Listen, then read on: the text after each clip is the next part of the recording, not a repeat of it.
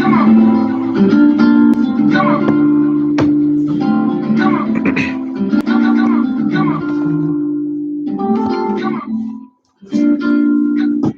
don't belong to any religion. No, I refuse anything. No, music. No, I don't conform to the norms of the world. So many people walking to and fro on the earth. I came out of here to be separate. I am no longer lost, desperate. I have consent to the commandment, cause his laws ain't never done with.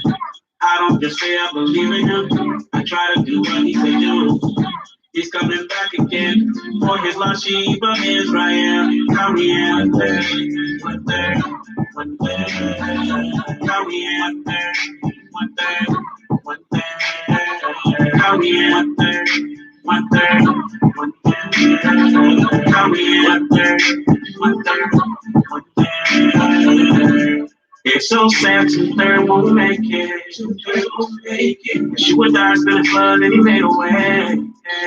Hey, he is a provider, glorified and filled with love. There is no other. He's the greatest one of us.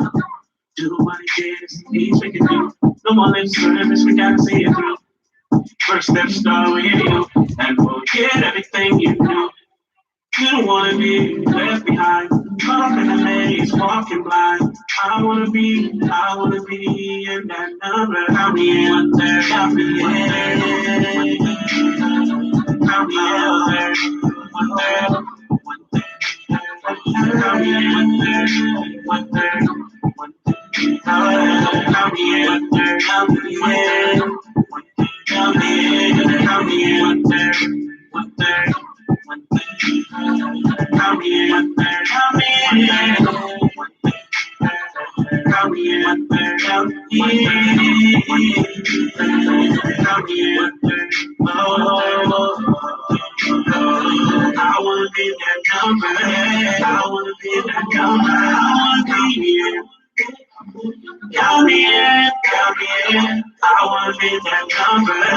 I wanna be that number.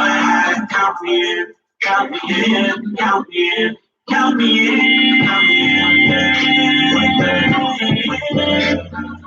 Count me in, count me in, count me in, count me in. I wanna be, I wanna be, count me in, count me in. Oh, count me in. What the count me in. I wanna be, I wanna be, I wanna be. What the I wanna be, I wanna be. What the I wanna be. Shabbat Shalom, Facebook fam. Or Shabbat Shalom to my YouTube fam. I'd like to welcome you to week 31 of the transformation of the so-called black man, of the so-called African American man. This afternoon, again, we'd like to give all praise to Ahaya Bahashem Yeshai Rawawak. And for those of you not familiar with the Hebrew, that is all praise unto the Most High in the name of Christ as well as the Holy Spirit. Once again, we'd like to welcome each and every one of you to week 31 of the transformation of the so-called black man, of the so-called African American man who's from the tribe of Judah, from the nation of Israel. Today's lesson is entitled, A Blind Man Cannot See His Enemy. A blind man cannot see his enemy. Now, what are we talking about here? We're talking about those who are currently in a state of spiritual blindness. You understand, where it is prohibiting them from seeing actually what's going on in front of them. It's prohibiting them from understanding who is for them and who is against them. It is causing them to be distracted. It's causing them to be deterred. It's causing them to lose focus. You understand? And this is ultimately the issue right now, what we're dealing with in Israel, is that we don't know who is for us and who is against us. You understand? So let's start out right now. Let's go ahead and dive in. Let's go to Isaiah 28. Let's go to Isaiah 28. I need you to hold that and get 1 Corinthians 11th chapter. Isaiah 28. I need you to hold that and get 1 Corinthians 11 chapter.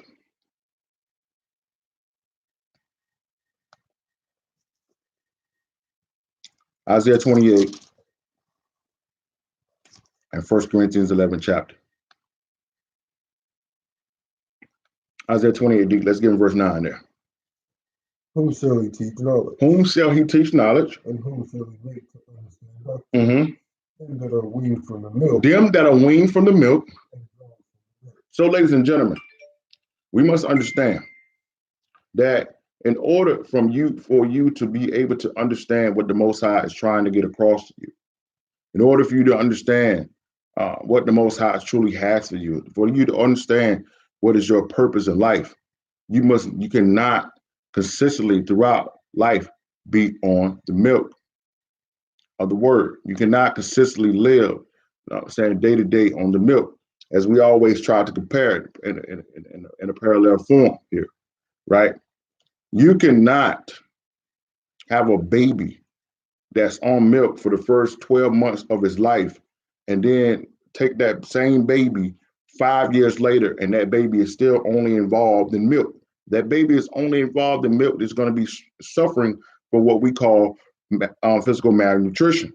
Well, in the same manner, ladies and gentlemen, if you are only living on the milk of the word, then what's going to ultimately happen is you will be dealing with what we call spiritual malnutrition, where you are unable to actually deep dive into the deeper things of the Most High, so that you're going to be continuously not being able to go to the next level. You're not going to be able to function and be successful in the things that the Most High has called you to do. You understand? Now, let's go to 1 Corinthians 11.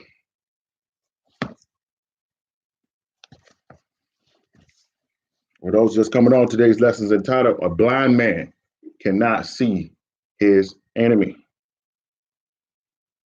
So as we were saying before, if you're still focusing only on Deuteronomy 28, verses 15 through 68, and not understanding how to and seeking to grasp and to take hold of what's written in verses 1 through 14, you're still on the milk of the word. If the so-called white man, if the so-called Gentiles is and how they're doing what they're doing and making them to be the enemy, if that is the gist of your social media posts and your lessons and your conversation, you're still on the milk of the word. You understand? 1 Corinthians 11, let's start at verse 31. For if we should judge ourselves. For if we should judge ourselves. We should not be judged. So, ladies and gentlemen, it is very vital as we grow in the things of the Most High that we don't spend all our time looking at someone else. The only person that we should be looking to is Yeshua. You understand? That is the only person that we're supposed to be comparing ourselves to is Yeshua. And we're going to know that if we're looking to him, if we're looking at a Mashiach, we know we never going to fully add up. But our people many times are very enthusiastic about comparing themselves to other people. They like judging the people. They like judging the Gentiles. They like judging our Christian brothers and sisters, but they don't want us to put that same passion behind judging themselves. You understand? But read it again, though. He says, what? If we judge ourselves. So this is what happens, ladies and gentlemen. When we judge ourselves, it will keep us from being judged. But if we don't do this, what happens? Verse 33, 32. But when we are judged, But see, what can happen, ladies and gentlemen, if we would take the time to judge ourselves, this will keep us from always continuously having to be in discipline by the Most High. You understand? Now, let's go to Sirach, the 6th chapter. Need you to hold that and get James, the 1st chapter. All right. For those just coming on, today's lesson is entitled, A Blind Man Cannot See His Enemy. Let's go to Sirach. And for those who don't have an apocrypha, if you have a separate tablet, separate phone, or laptop, you can go to Google, type in the word Sirach. You understand? Sirach. And you can and put in chapter 6, and you can follow along with us. Sirach, the 6th chapter, we need you to hold that and get James, the 1st chapter ready. Sirach, the 6th chapter, Deacon, let's start there at verse 2. Extol not thyself in the counsel of thy own heart. Read that again. Extol not thyself in the counsel of thy own heart. Extol not thyself in the counsel of thine own heart. Go ahead. That thy soul be not torn in pieces as a bull spring along. Now, many people, ladies and gentlemen, and I know a lot of this is occurring because of what has happened in their lives. They've been disappointed. They've been let down. They've been led astray. They've been purposely manipulated by others. You understand? So now, many people, especially a lot of our people who spent some time in the Christian church, who are dealing with what they call church hurt. A lot of people have gotten to the point where it is they are the only counselors. They are the only person that is over their lives. You understand? They don't listen to anybody else. They don't care what anyone else has to say. It's just about them. But Sirach saying you can't do this because what's going to happen is when you are your own counselor, you're going to find yourself as a bull spraying out in by yourself, tearing your own soul to pieces. And this is what's going to happen as a result. Verse 3. Thou shalt eat up thy leaves. You see that? And we're gonna expound more on that fruit in a little bit.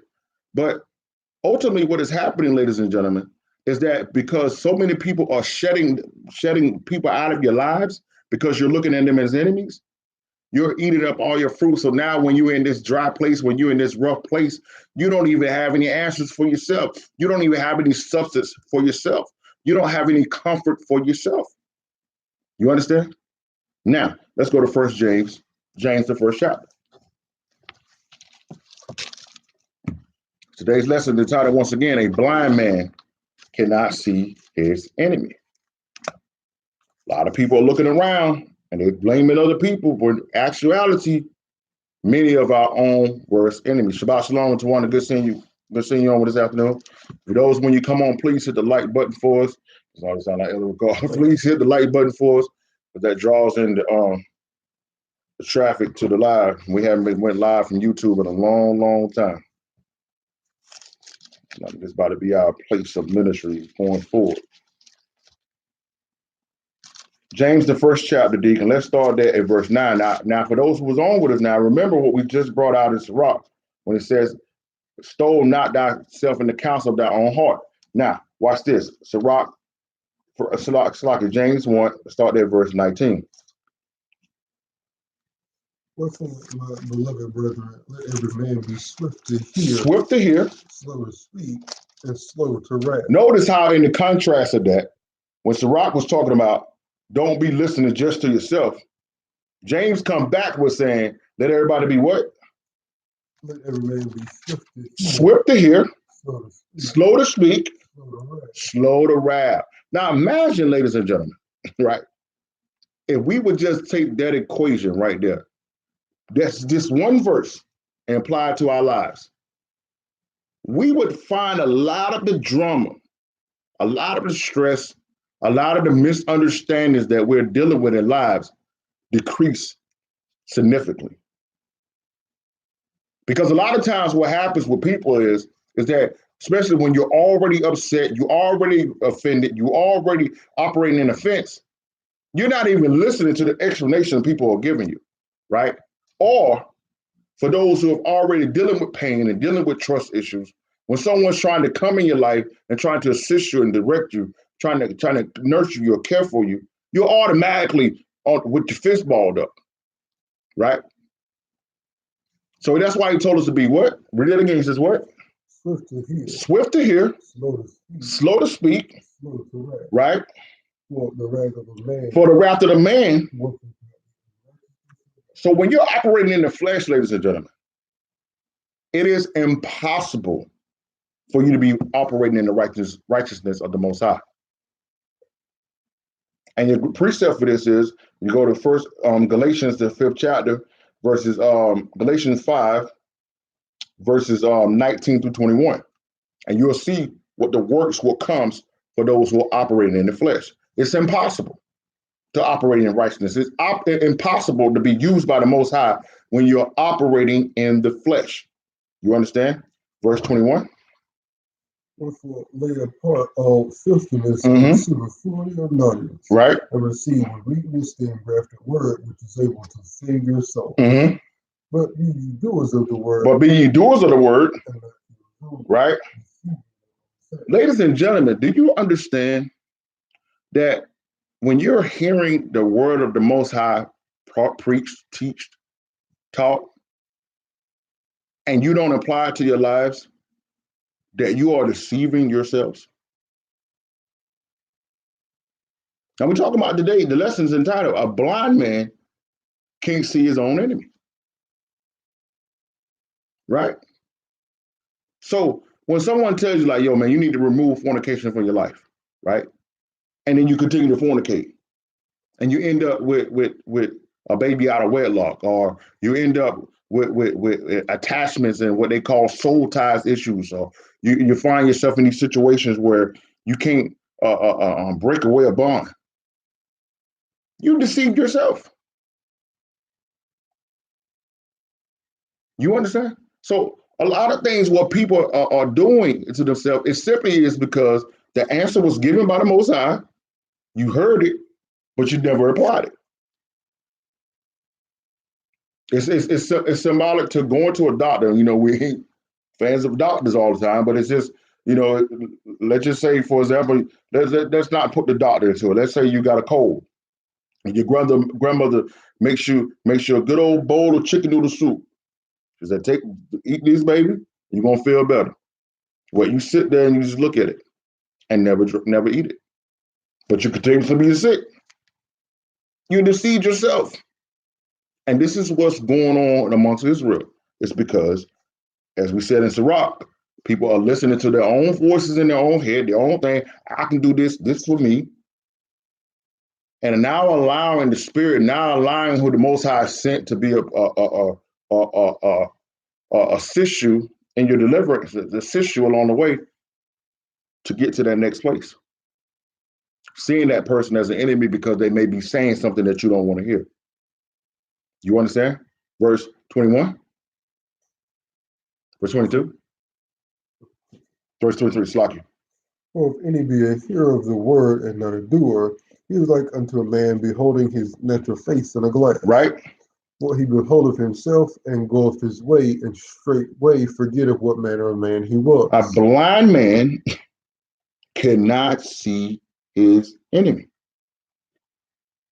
So when you don't apply the word that the Most High has given, you look at yourself initially, like you're here on the Sabbath, and these things are coming out. So you're starting to see yourself. Wow, man, I need to do this, or man, I need to change this, or man, this is something I really need to apply to myself, right? But when you go from the Sabbath, sun goes down, and you go into the rest of your weekend, now it's about what's going on.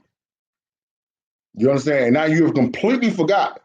So you find yourself back in the middle of the week now, dealing with the issues that the Most High addressed on the Sabbath, or addressed in your time of prayer, but you just continuously going on. So you never apply, and you have completely forgot what you saw when you looked in the mirror of this word.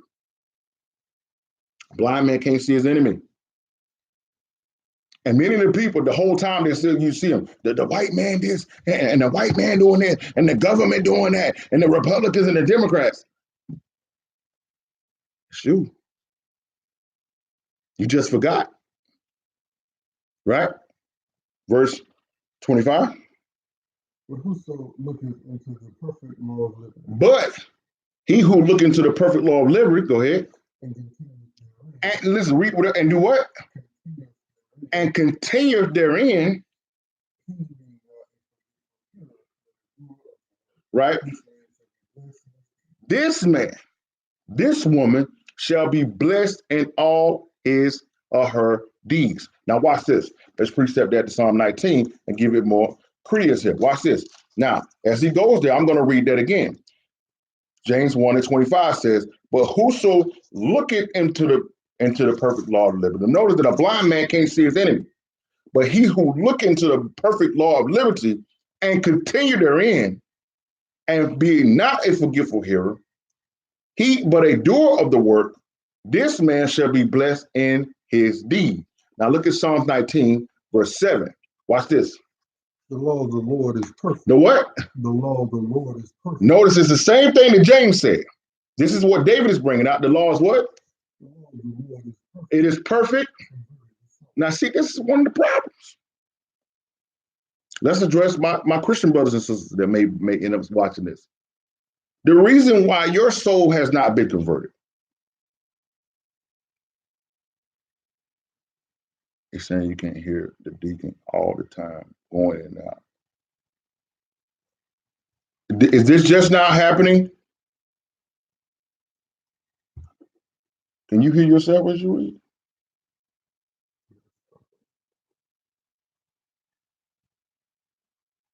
Say something. Read it again. Psalm 19:7. Read it again. The law of the Lord is perfect, converting the soul. Okay. All right. So maybe it might have just been the signal, the situation. All right. Let's do it again. Psalm 19:7. Let's read it again. The law of the Lord is perfect. The law of the Lord is perfect.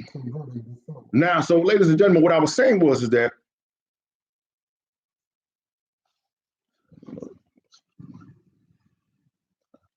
now, so a lot of the issues with our Christian brothers and sisters, the real reason why they are not able to actually deal with what the Most High is saying here, and actually, Tawana said she ain't got no ears on.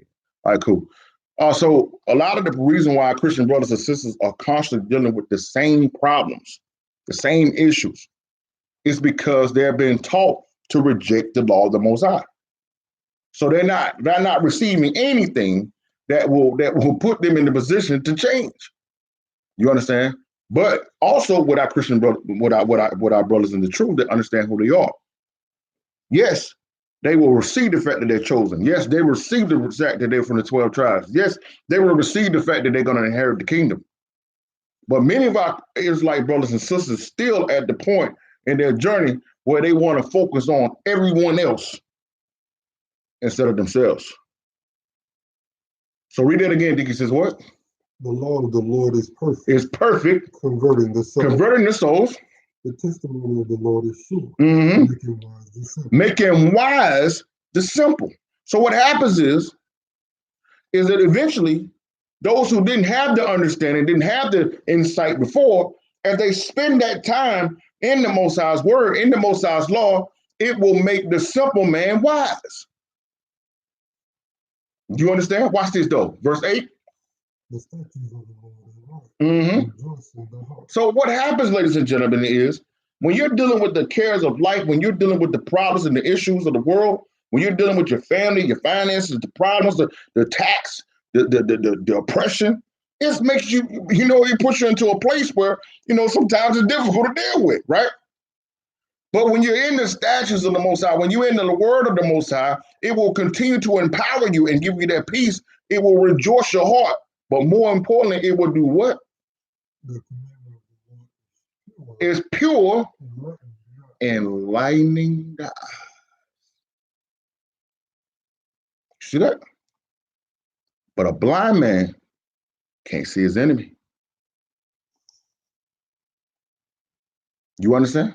So if you're in this law and you're looking at it for your own good, for your own well-being, your eyes will be open continuously, and you will not only be able to see who is out there against you, but you also will be able to see. You also will be able to see if it's you holding yourself back. You understand? Now, let's go to 2 Corinthians 4. So let's show how this blindness ever started in the first place. 2 Corinthians 4. I need you to hold that and get Proverbs 29. 2 Corinthians, the 4th chapter. I need you to hold that and get Proverbs 29. For those who are just coming on, today's lesson is entitled, A Blind Man Cannot See His Enemy. Now let's talk about this because we want to address things back and forth because I know a lot of us are on here. You understand who you are, but we do have Christian brothers and sisters who are watching it, those who are coming out of the understanding of Christianity. So we have to address things from an overall perspective sometimes so people can understand why they're where they are and how we can get to this next place that the Most High is trying to take us. So let's show how this blindness took place amongst us, our people in the first place. 2 Corinthians 4, let's start there at verse 1. Therefore, seeing we have this ministry, as we have received mercy, we faint not. So, ladies and gentlemen, as we receive the ministry of the Most High and operate in the ministry of Yeshua HaMashiach, who the world know to be Jesus Christ, because we have this confidence in this word and the spirit in us, we don't faint, even though things will get real difficult and tough along the way. We're able to hold on. We're able to go forth, and even though in the midst of the things that we're dealing with, we can able to stay strong. Verse 2. But have renounced the hidden things of dishonesty, not walking in craftiness, nor handling the word of God deceitfully. Read that again. But have renounced the hidden things of dishonesty. But see, we have denounced the hidden things of dishonesty. See, I'm telling you, ladies and gentlemen, notice that you have to understand that in order to be an effective son and daughter for the Most High, higher, you have to do some work on yourself. You're seeing Paul here breaking down how he was working on himself in order to be a productive apostle for the Most High. Read that again. He says, what? But have renounced the hidden things of dishonesty, not walking in craftiness, nor handling the word of God deceitfully, but by manifestation of the truth. But what? But by manifestation of the truth, commending ourselves to every man's conscience in the sight of God. So what we did was this. We understood. We know that what we're bringing out, I'm talking about Paul here, as well as all of us as Israelites, we know that what we're saying, what we're doing, how we're living, how we're raising our children, how we're treating our wives, how we're treating our husbands, how we operate as men and women of the Most High is constantly being viewed by others. So because we understand that, we know that we have to be in right standing, walking in uprightness at all times. Ain't no days off here. You understand? Watch this though. Verse 3. But if our gospel be hid. But if our gospel be hid, if people can't understand what we're doing, it's hid to them that are lost. If you have the spirit of the Most High, if you have the spirit of HaMashiach in you, it's going to be recognized by others. If you don't, it won't. And that's one of the things that the problem is that a lot of brothers and sisters right now, especially those who are coming out of the Christian church, because you don't have a true connection to the Christ of the Bible. When you're hearing the words that are coming from your brothers and sisters, it sounds harsh. It sounds not right because that Jesus of Christianity don't talk like that. And that's the truth. But this is what happened. Look at this, verse 4. In whom the God of this world, in whom the God of this world, right, has blinded the minds of them which believe not, lest the light of the glorious gospel of Mashiach, who is the image of God, should shine unto them. Now read that again, D. Watch this, what he's saying here. In whom the God of this world, now, did what? What did he do? Has blinded the minds of them which believe not. Who have blinded the minds of them who believe not. Ladies and gentlemen, at one point or another, the God of this world, the God of America, the God of all the religions, Christianity, Islam, Judaism, all of them, blinded the minds of the people. You understand? And this is why it took, according to Hosea the 6th chapter, verse 2, the Holy Spirit of the Most High to come and to awake us. You understand? because the God of this world has blinded us. And remember, like I said, a blind man cannot see his enemy. So because the God of this world, which we know is Satan, has blinded us, we're in a position where we're walking around looking at everybody else instead of looking at ourselves. Read the rest of that. He says what? In whom the God of this world has blinded the minds of them which believe not, lest the light of the glorious gospel of Hamashiach, lest the light of the glorious gospel of Hamashiach, who is in the image of God, should shine unto them. Now, notice that the image, how is it that the God of this world has blinded the minds from actually seeing the true image of Hamashiach? I'm going to show you. Let's go to 2 Corinthians 11. Watch this. This is how he was able to blind the minds of the people. Watch this. 2 Corinthians 11, and read that verse 13. For such are false apostles, deceitful workers, transforming themselves into the apostles of Hamashiach. Now, we talked about this before. The founders of Christianity, the John Smiths, the Constantines, the John Calvins, the John Wesleys, Ellen G. White, the Charles Taze Russells. You understand? All of these people who they're called the founding fathers of Christianity, these guys are who? Read it again. He says what? For such are the false apostles. Yeah, false apostles. Deceitful workers. Deceitful workers. Transforming themselves into the apostles of Hamashiach. So after the Jerusalem fell, after the real apostles, the real Israelites failed and were scattered all over the world, these so-called apostles of the Gentiles started rising up and developing these, the good old boys are developing what they call the religion of Christianity and transformed themselves into the apostles of Christ. So when they do the documentaries on Christianity, they do the documentaries on the religion of Catholicism and the Protestant Reformation. You see Martin Luther, John Wesley, John Calvin, John Smith, these guys. You don't see Israelites anymore. Watch this, verse 14. And no marvel. And no marvel. For Satan himself is transformed into an angel of light. Now, by using these false apostles, Satan, through these religions, have transformed himself into a what? An angel of light. Now, you say, how did that happen?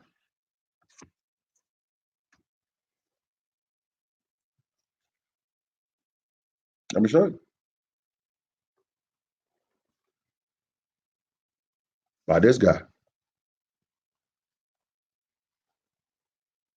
All right, one second.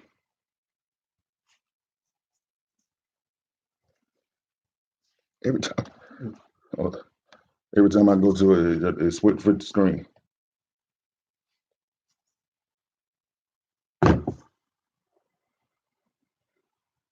See that guy? You know how to do it, Jay. Make sure y'all see him good. That's the guy. Okay? By sending this image right here, he transformed himself into an image of light. Yeah, you're right. They said 20 years ago, a gospel of Martin Luther. You're right. It's coming. You understand? So by putting this image up, Satan transformed himself into a image to a what? To an angel of light. Right? Verse 15. Therefore, it is no great thing if his ministers also be transformed as ministers of righteousness, whose end shall be according to their work. Now, those who are following the religions that Satan's put out, they are being sought, they are now being seen as ministers of righteousness. You see how that works? You understand? And when you're following those religions, a blind man cannot see his enemy. Now our Christian brothers and sisters see any man, any woman with fringes on or his hair wrapped, talking about law, statutes, commandments, and holy days, you see them as an enemy. You understand? Now, let's go deep to Proverbs 29.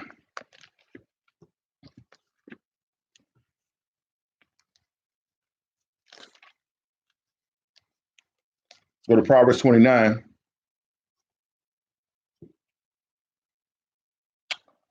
And let's look at verse 18 there. Where there is no vision, the people perish. Read that again. Where there is no vision, the people perish. So, ladies and gentlemen, when there is no vision, where there is no a plan of attack on how we're supposed to address life, what happens to the people?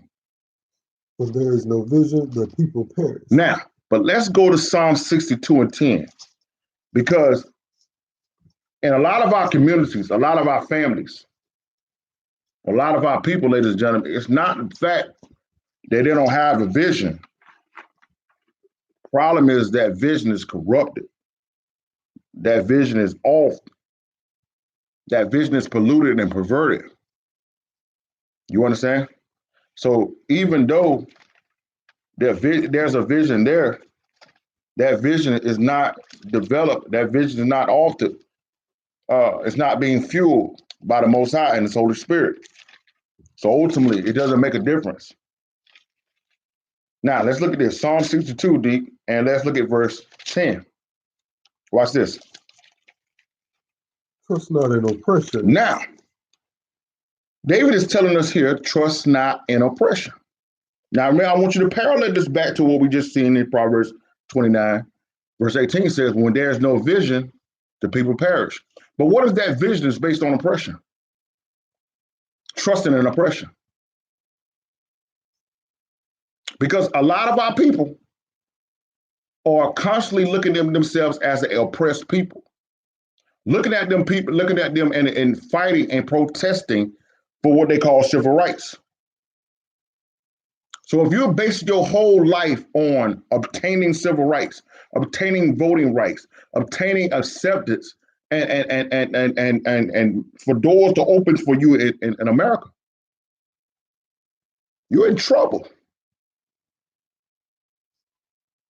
If you really truly believe that one day you're going to get some reparations from America, you're in trouble. Let me give you a news flash, and I know I'm putting the cart before the horse, but some of you may not be on here by the time we get to that precept. So let me put it out here. You will never, ever, ever get a reparation, and let me tell you why. This has nothing to do with whether they want to give it to us or not. See, what happened to the so-called Jewish people over there in Germany? People deliberately did that to them, right? There were some people who really was done bad there. What happened to the Japanese during World War II? American government deliberately did that to them. What happened to the miners, the coal workers, and all of these different people, you understand, who got reparations? Government deliberately done that to them. Even when it happens with the so-called Native Americans, with their land being took, it happened to them. Government done that to them. But what happened to us being brought here in slavery was not done by the so-called white man.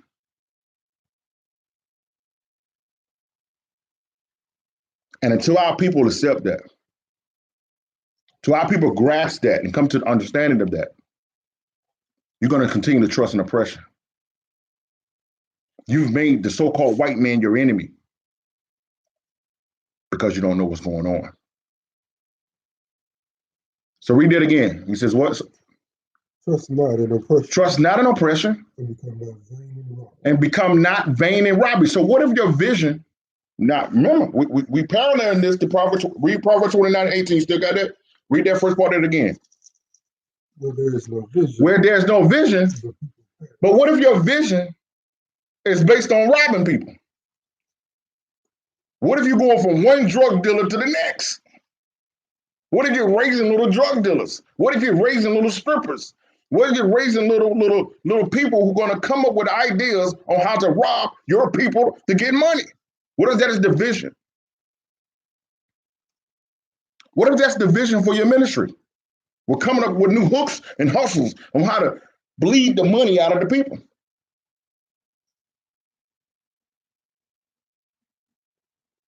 What if you're a man just going in this world trying to see what woman you can deflower, what woman you can devalue, and what woman you can take advantage of next?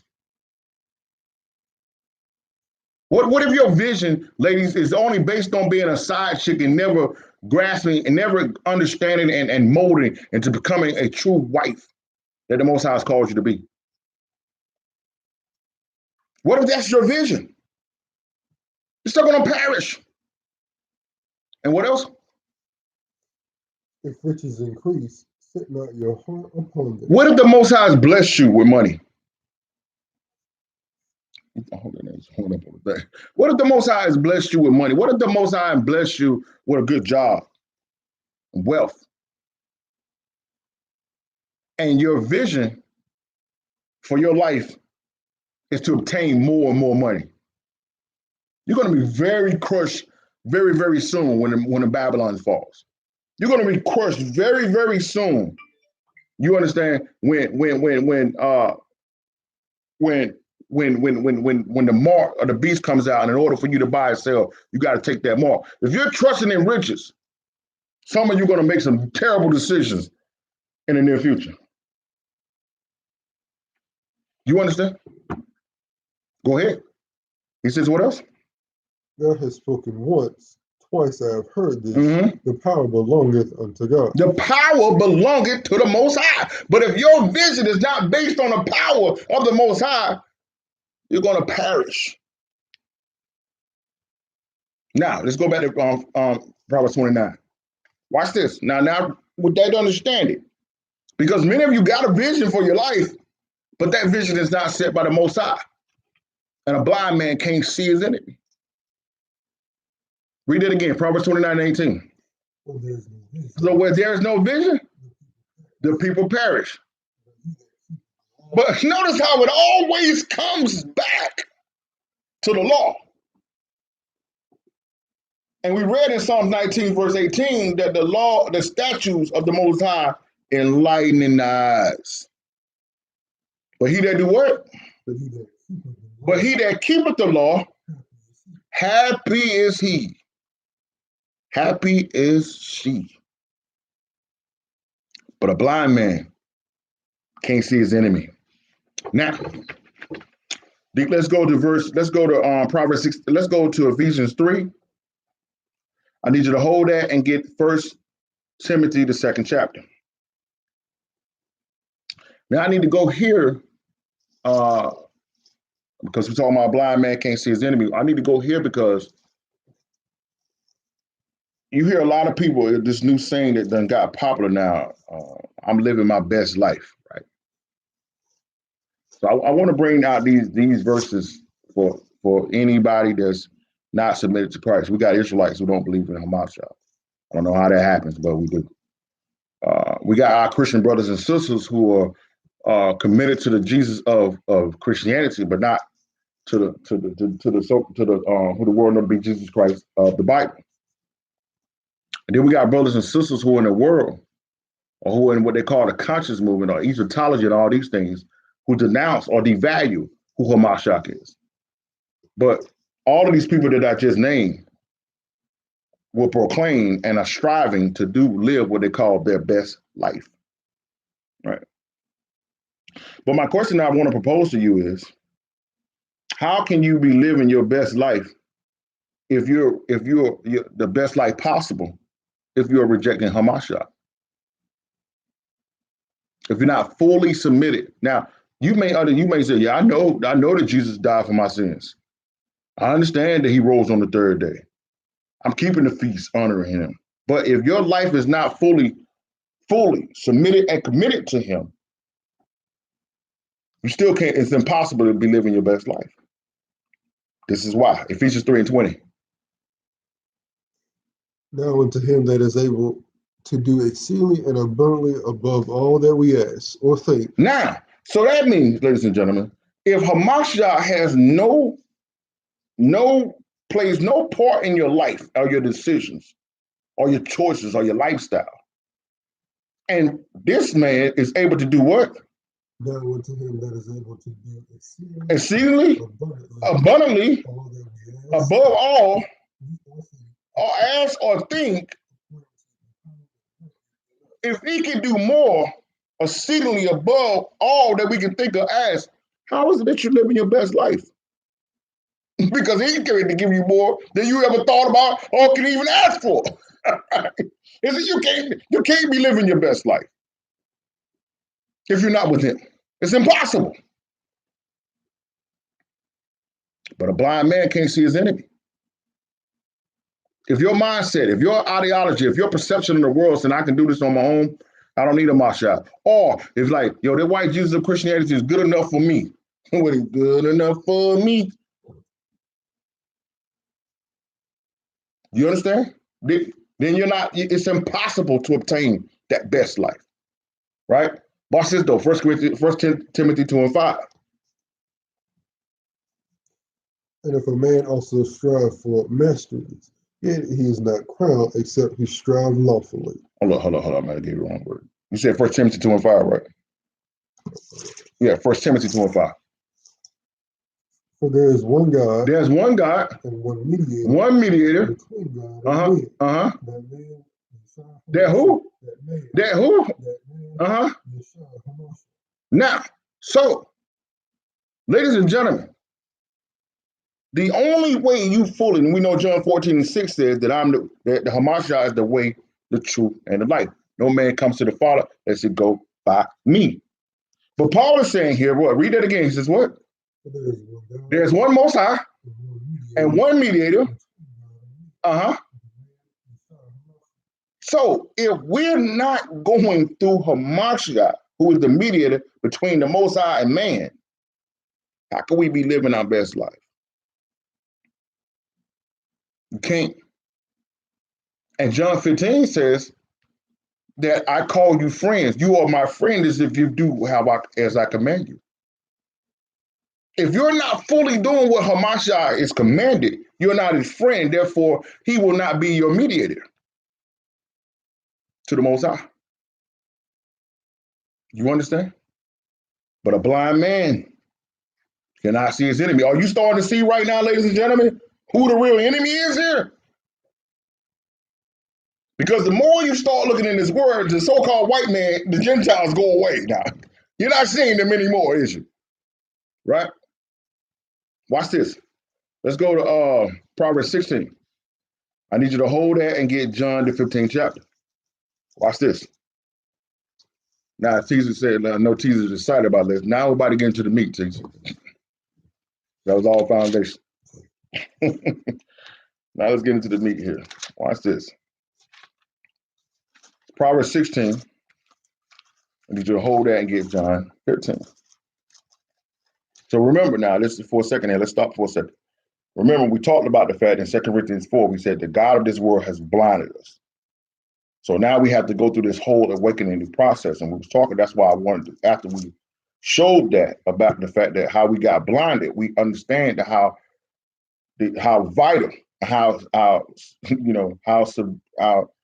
much of an urgency we must have in order to have a relationship with Yeshua HaMashiach, who the world knows to be Jesus Christ. It's very vital, because in that, without him, our eyes do not open.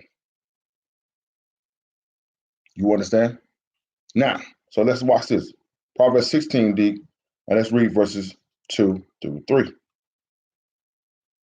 All the ways of man are clean in his own eyes. So, when the way you see it, right, you're right in everything you do. In how you see the world, what you think, how your perception and your perspective on your decisions and everyone else's decisions and actions is clean, it's straight, it's right in his own eyes. But The Lord weigheth the spirit. But the Most High is the one who weighs the spirit. The Most High is the one that is going to be able to determine whether what you're doing is right or is it not. The way you're treating other people, whether it's right or whether it's not. You understand? Verse 3. Commit thy works unto the Lord. Do what? Commit thy works unto the Lord. Now, just start going to the Sabbath. Commit thy works unto the Lord. Now, just post about it on social media. Commit thy works unto the Most High. Notice, ladies and gentlemen, that it's a two-way street here. See, when we were blinded, and now the Most High through His Spirit starts waking us back up, and then we start submitting in every area of our life to a Mashiach. Now, as a Mashiach opens our eyes and starts directing us, now we must commit our works unto Him. And when we commit our works unto Mashiach, now our thoughts will be established. But if you're not committed to doing what He's saying, your mind could be on everything else. You understand? Read that again, Deacon says what? Commit thy works unto the Lord. Commit thy works unto the Most High, and your thoughts will be established. Now, let's go to John 15:8.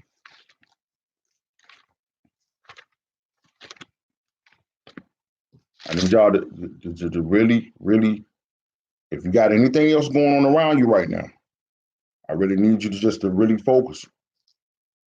Because what I'm about to show you here is something that the Most High showed me the other day, and it really had me wow.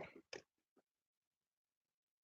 really had me really doing some self-examination here. Now, watch this. John 15:8. Watch this.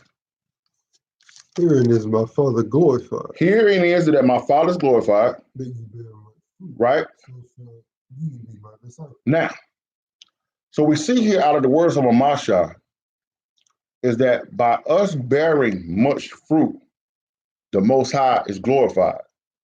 So what can we take from that? If we're not bearing much fruit, our lives are not glorifying the Most High. Now, it's not about what you think is fruit. It's not about what someone else denotes as fruit. It's about what the Most High is placed over your life. Only you and the Most High can determine that, what you're called to do, your purpose, your destiny. What we realize here is that about Hamashiach's statement here is that if we're bearing the fruit in which He told us to do, we glorify the Most High. But let me show you something. Go to Matthew 12, verse 33. Watch this. Remember, a blind man can't see his enemy. Watch this. Either make the tree good. Either make the tree good. And its fruit good. Uh-huh. Or else make the tree corrupt. And its fruit corrupt. Mm-hmm. The tree is known by its fruit. The tree is known by its fruit. How's the tree known? For the tree is known by its fruit. Now, take that what Hamashiach said over in John 15:8, that we must bear much fruit in order to glorify the Most High. And read it again. He says what? Either make the tree good and its fruit good. Make the tree good and the fruit good. Or else make the tree corrupt and its fruit corrupt. Mm-hmm. For the tree is known by its fruit. For the tree is known by its fruit. Now, let me ask you a question. I'm going to ask this question, and anyone can respond to it if you desire. Does a tree produce fruit for its own consumption?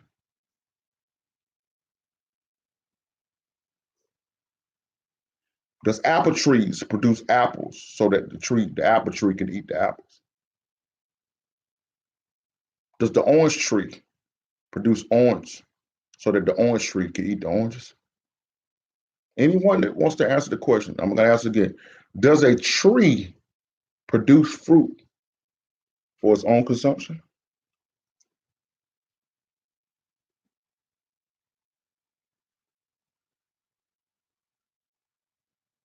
Right? The cherry tree, the pear tree, when they produce the fruit on that tree, do they produce that fruit for their own consumption? Or is it for others to eat the fruit of the tree? Well, obviously, the answer is no. They don't produce fruit for their own consumption, right? So when our minds is locked in on only what the Most High can do for us, ladies and gentlemen, we have become our own enemy. If everything you're doing in your life is about you, about what you can get, about your money, about your family, about your kids, about your ministry, about your life, at that point, you have become your own enemy. Because Hamashiach said in John 15:8, that hereby the Most High is glorified that a man bear much fruit. And through the religion of Christianity, we have been taught that you supposed to get this fruit and go be. The fruit was the house, the fruit was the car, the fruit was the bank account, the fruit was the you know what I'm saying, was the trips and the life, the prosperous life. We saw that as evidence of being blessed. And Yeshua said in Matthew 12:33, that a man is known by his fruit. So if your life, ladies and gentlemen, is not feeding the people and who you've called to feed, you are your own enemy. But a blind man can't see his enemy. You understand? Watch this. Now, there's no one that had a greater benefit package awaiting for them for their sacrifice than Hamashiach. Yet you won't find one verse where Hamashiach is boasting about what he's going to get. He never boasts to the Pharisees.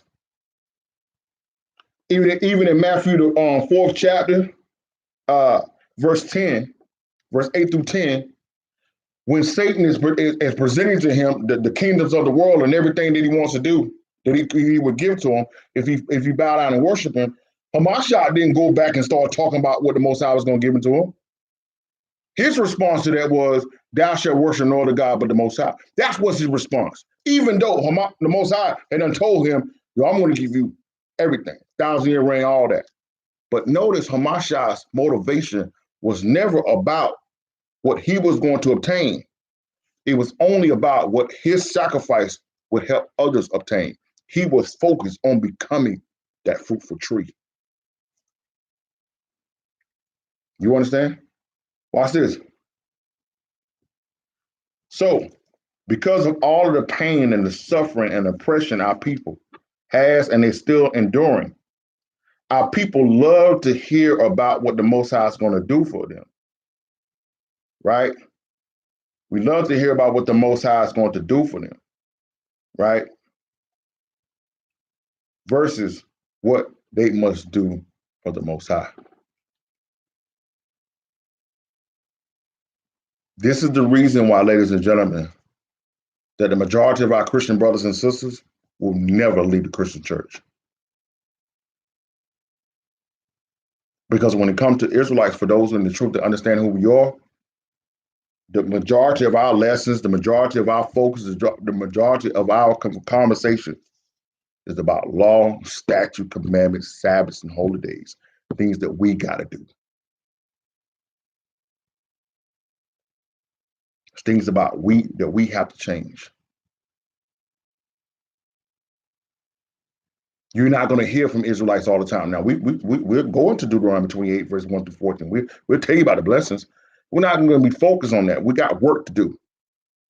We're trying to connect to the resources and the provision to do the work. You understand? Watch this. So instead of figuring out what had placed us into this place, what has put us into this captivity, what led us into slavery, all our people want to hear about is how to get out of it. Watch this. They go to Jeremiah 5:31. So that's the reason why, ladies and gentlemen, when you go to our churches, when you go on TV and Daystar, everyone loves to talk about the blessings of Israel, but nobody want to talk about the standard that Israel required to live. Watch this. Jeremiah 5:31.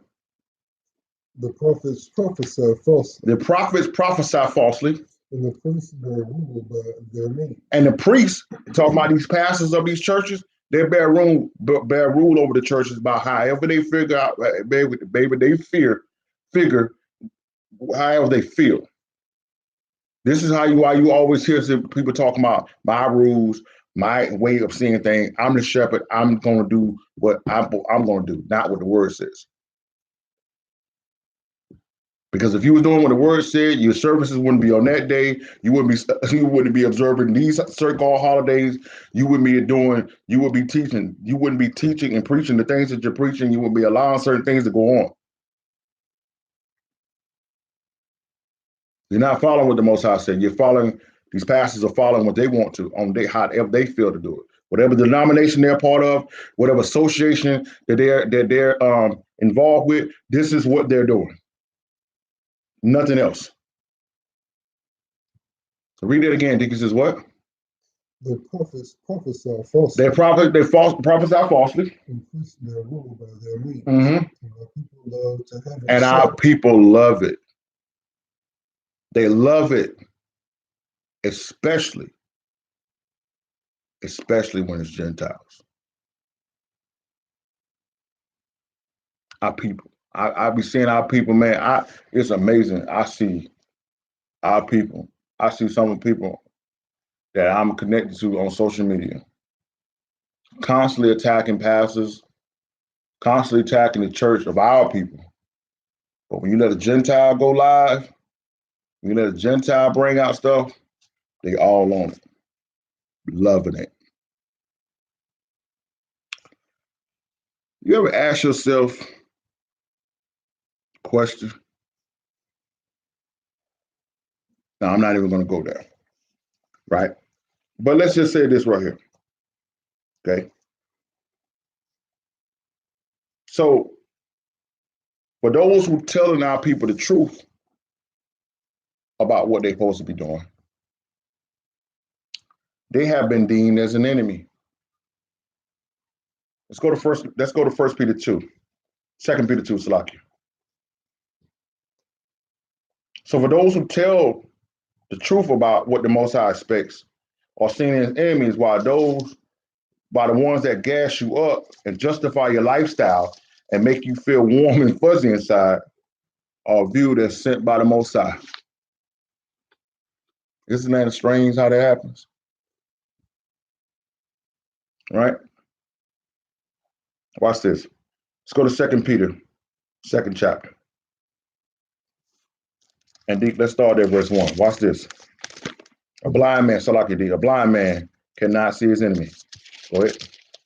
But there were false prophets also among the people, even as there shall be false teachers among you, right? Who privily shall bring in damnable heresies. They're going to do what?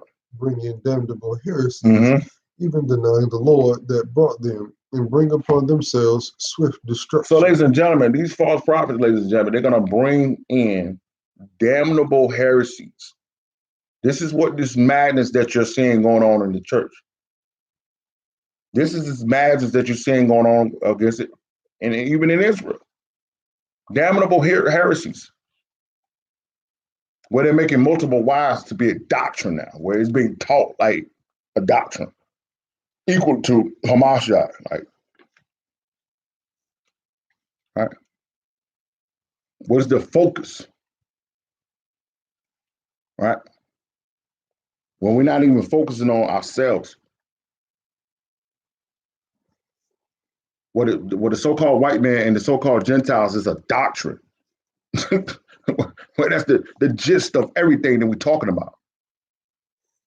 No self-reflection, no self-evaluation, no love, no charity, no feeding the homeless, no comforting the widows and the orphans. Nah. You understand? Damnable heresies, they're doing what? Damnable heresies, even denying the Lord that brought them. Even denying the Lord. Now they don't even want to care about the gospel of what Hamashiach said. They'll tell you, you don't got to worry about getting baptized. Some of them not even telling you don't got to worry about the law. Telling you that the Sabbath don't start the Saturday till the sun come up. I'm telling you. Verse 2. And many shall follow their pernicious ways. And many are going to follow their pernicious ways. Read that last part again. The way of truth shall be evil spoken of. One of the things that often spoken of many of our Christian pastors, why they're not telling the congregations about them being the children of Israel, this is a conversation that I have a lot of times with pastors, and I see it in other interviews and whatever the case may be, is that it has nothing to do with Christ crucified. So us knowing that we are the children of Israel, knowing that the real Israelites, that who the world know to be Jesus Christ without the so-called white man, to know that we're supposed to be honoring the Sabbath and keeping the holy days and the law, that has nothing to do with Christ crucified. That's what they say, right? They say we need to be focused on love, right? Let's look at it this. Let's look at it this perspective, right?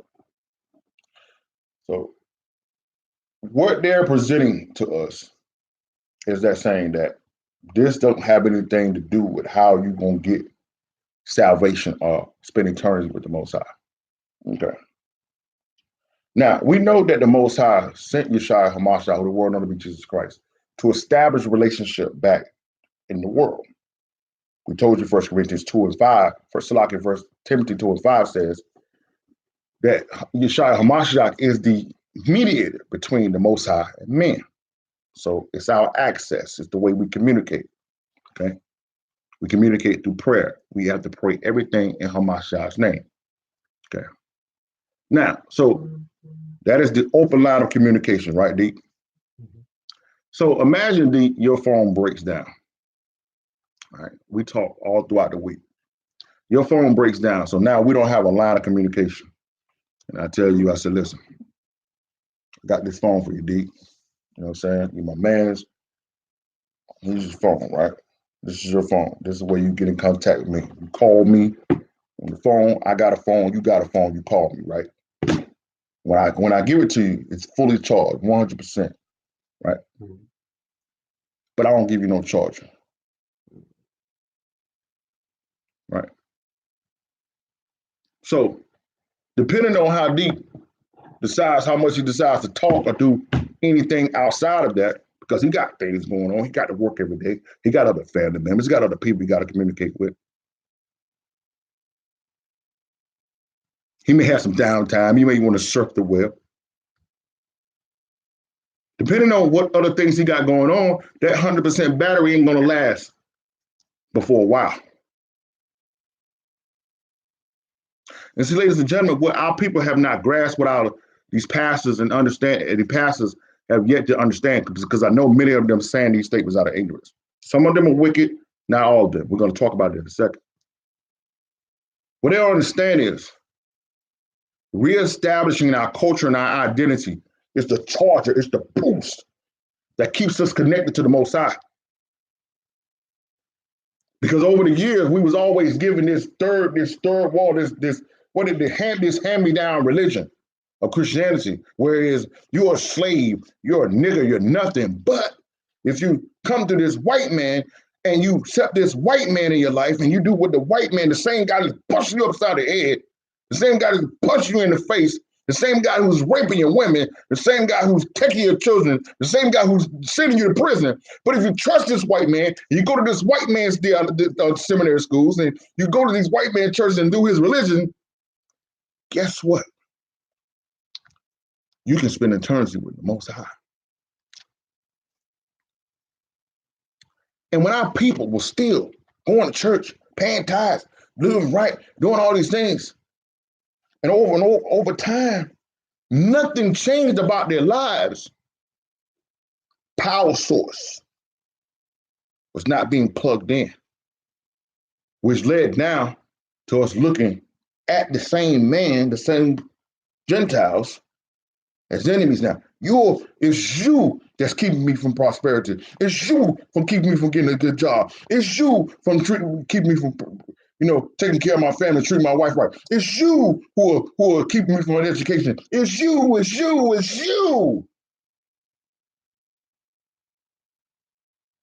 And that perception, that mindset is being reinforced every Sunday.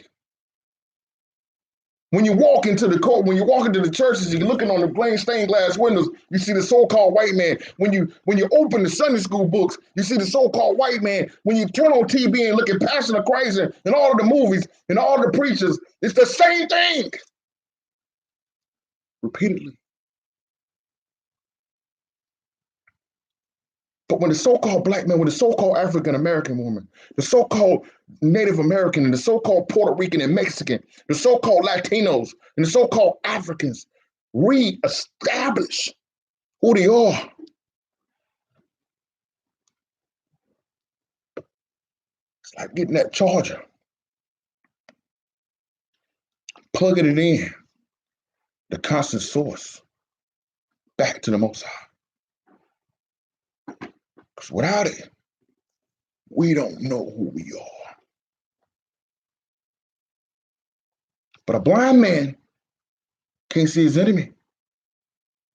So because we have not gotten that truth from the Most High, we're blind. And we're going to the churches constantly listening to these false prophets. The doctrine of these false prophets is keeping us blind. And then when someone comes and tries to give us the truth and try to tell us, you're not black, you're not Native American, you're not Mexican, you're from the 12 tribes of Israel. Read that last part of verse 2.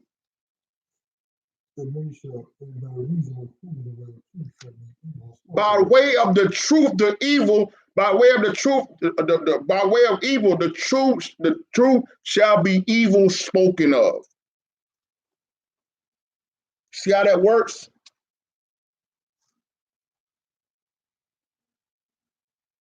So the people that you're dependent upon, the people that you're calling your leaders and the ones who are telling you that they love you, ladies and gentlemen, I'm telling you right now, many of you have no idea. I'm talking to my Christian brothers and sisters who may see this video in the days to come.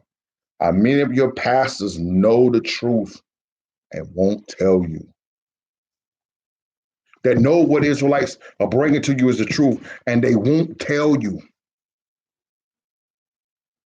And they tell you, like, man, you don't got to worry about that. You don't take all that. That don't matter. It's done away with. And look at what happens as a result. That you're in your blind state. You can't see your enemy. Verse 3. And through covetousness shall they with vain words make merchandise of you. Now, because, notice, remember I said, because we've been struggling with oppression and all these hard times so much, instead of trying to discover and figure out what led us into this captivity, who led us into this place, we just want to hear about how to get out of it. So now we're coveting our neighbor, and we're coveting the Gentiles, and we're coveting what we're seeing on TV. And because we have these covetous ways, we're doing what? They shall make fame with vain words. Now that word fame there means not genuine. Basically, manipulative words. When they come to you and say, listen, man, listen, yeah, okay, you're right. Jesus isn't white. Okay. But doesn't it mean, for what he done for your life, doesn't it don't make a difference whether he's white, blue, yellow, or green? And because you're blind to what that doctrine is trying to do to you, yeah, you're right. Listen, because of the Holy Spirit and what Jesus done for the cross, we can worship him any day. It don't matter if we're on the Sabbath. You're right. Listen, we know the rest of the world see Halloween as an evil and wicked day. But listen, with us, we use it as an opportunity for ministry. We bring the kids off the streets and we give them, some knowledge and some candy, and we try to keep them safe. Why you ain't doing it on October the 30th? What about October the 21st? Why that day? You understand? Not genuine words. Yeah, we know you can't find Christmas in the Bible, but what's wrong with celebrating the birth of Jesus? Okay, how about selling the Passover? Yo, that's just for the Jewish people. You don't got to do that. So with vain words, they do what? With vain words, make merchandise. They make merchandise of you. And this is what led to all of our people, many of our people, not wanting to deal with church no more because you realize you've been turned into merchandise. And what happens as a result of that? Whose judgment now of a long time lingereth not, and their damnation slumbereth not. Mm-hmm. Oh, that's it. Now, this is going to blow your mind. Most High showed me this Friday morning, early morning. When I tell you we having them early morning studies, it's about 3:30 in the morning. Let's go to Exodus 32. Now remember, Now remember what we just told you, that because of our covetous ways, because we're trying to get something instead of going through the Most High to get it, all right? They're turning us into merchandise. It's not the first time this has happened. Remember, a blind man can't see his enemy. So a lot of the people, like I said, the people that are gassing you up and making you feel confident in your lifestyle, these are the people that are actually your enemy. Check this out, D, what the Most High showed me on this. I couldn't, it blew my mind. Exodus 32, right? Exodus 32, and we're gonna look at verses 1 through 6 here. Watch this, D. Watch this. Read verse 1 there.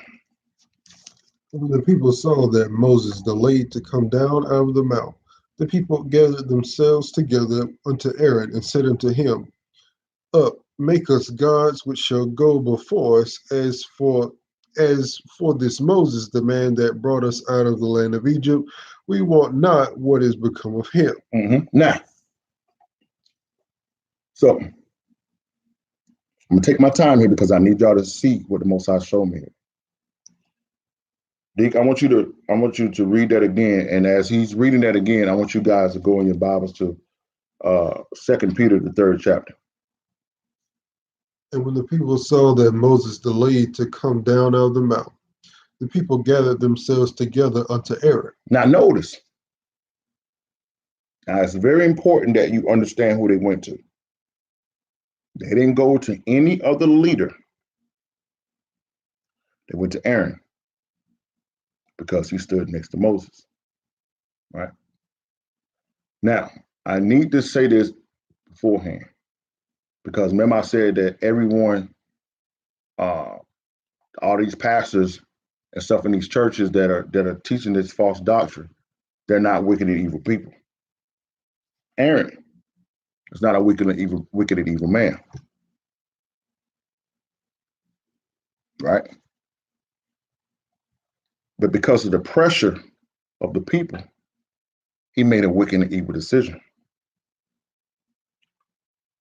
Aaron still continued to go on and remain as the high priest for the Most High's entire life, even though he made this severe decision. Before I finish in bringing out this full understanding of what I'm saying here, I wanted to make sure that was clear for any pastor that come across this and understand how you have a chance to stop being an enemy to your people. And I'm saying this also so that for some of you that are still in a church, that you don't see that pastor as necessarily a false prophet. He just may be teaching the doctrine of a false prophet and not being aware of it. You understand? Now, so what happened here, D? This is what? And people gathered themselves together unto Aaron, and said unto him, Up, make us gods, which shall go before us. Mhm. And for as for this Moses, the man that brought us out of the land of Egypt, we wot not what is become of him. We don't know what happened to that dude, man. Now, let's go to 2 Peter 3. Hold your place there, Exodus 2, because we're coming right 32, because we're coming right back there. Now, let me give background on this for some people may not understand, or this may be the first time you're hearing about this. So Moses was gone for 40 years. He came back to the children of Israel while they was in bondage and slavery in Egypt, sent by the Most High. Did the works that the Most High told him to do and brought deliverance to his people. You understand?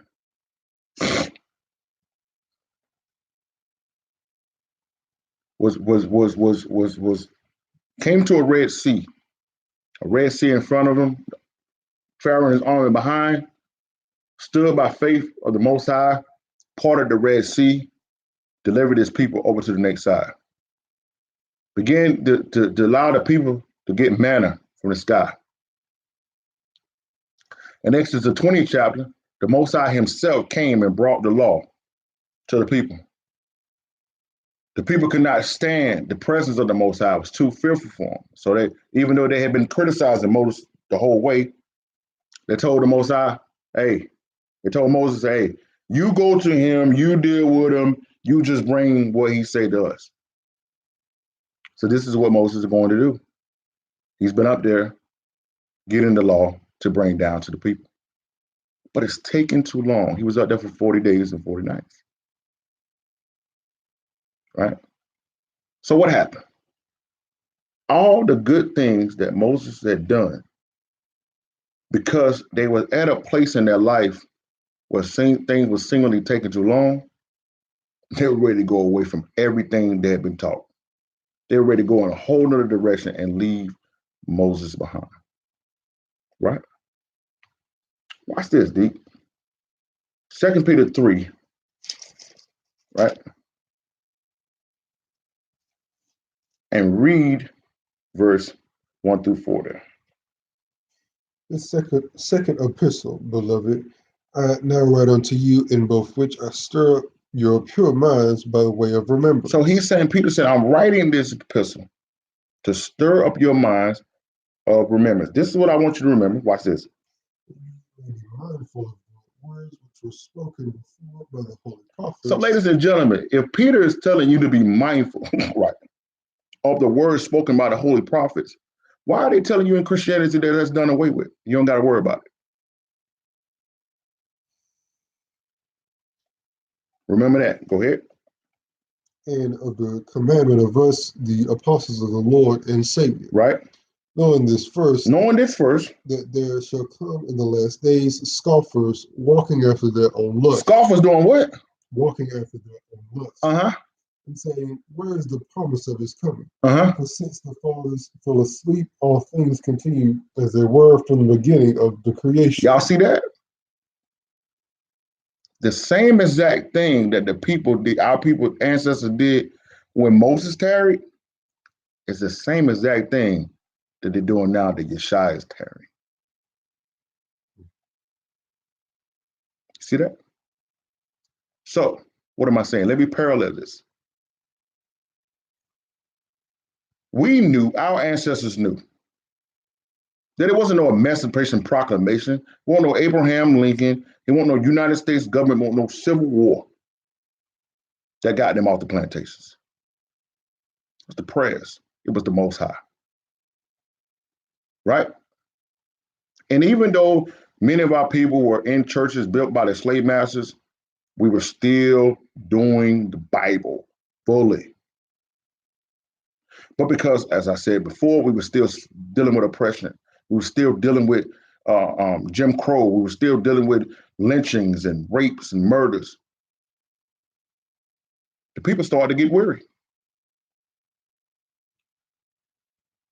The churches started to want to give up on the pastors.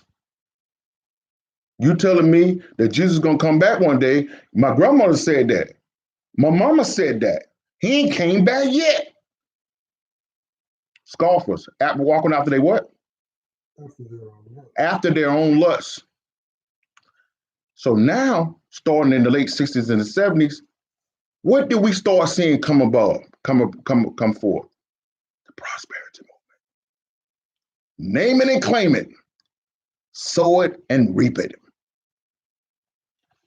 Predominantly, you saw that in the Gentile churches. You didn't see that going on amongst our people.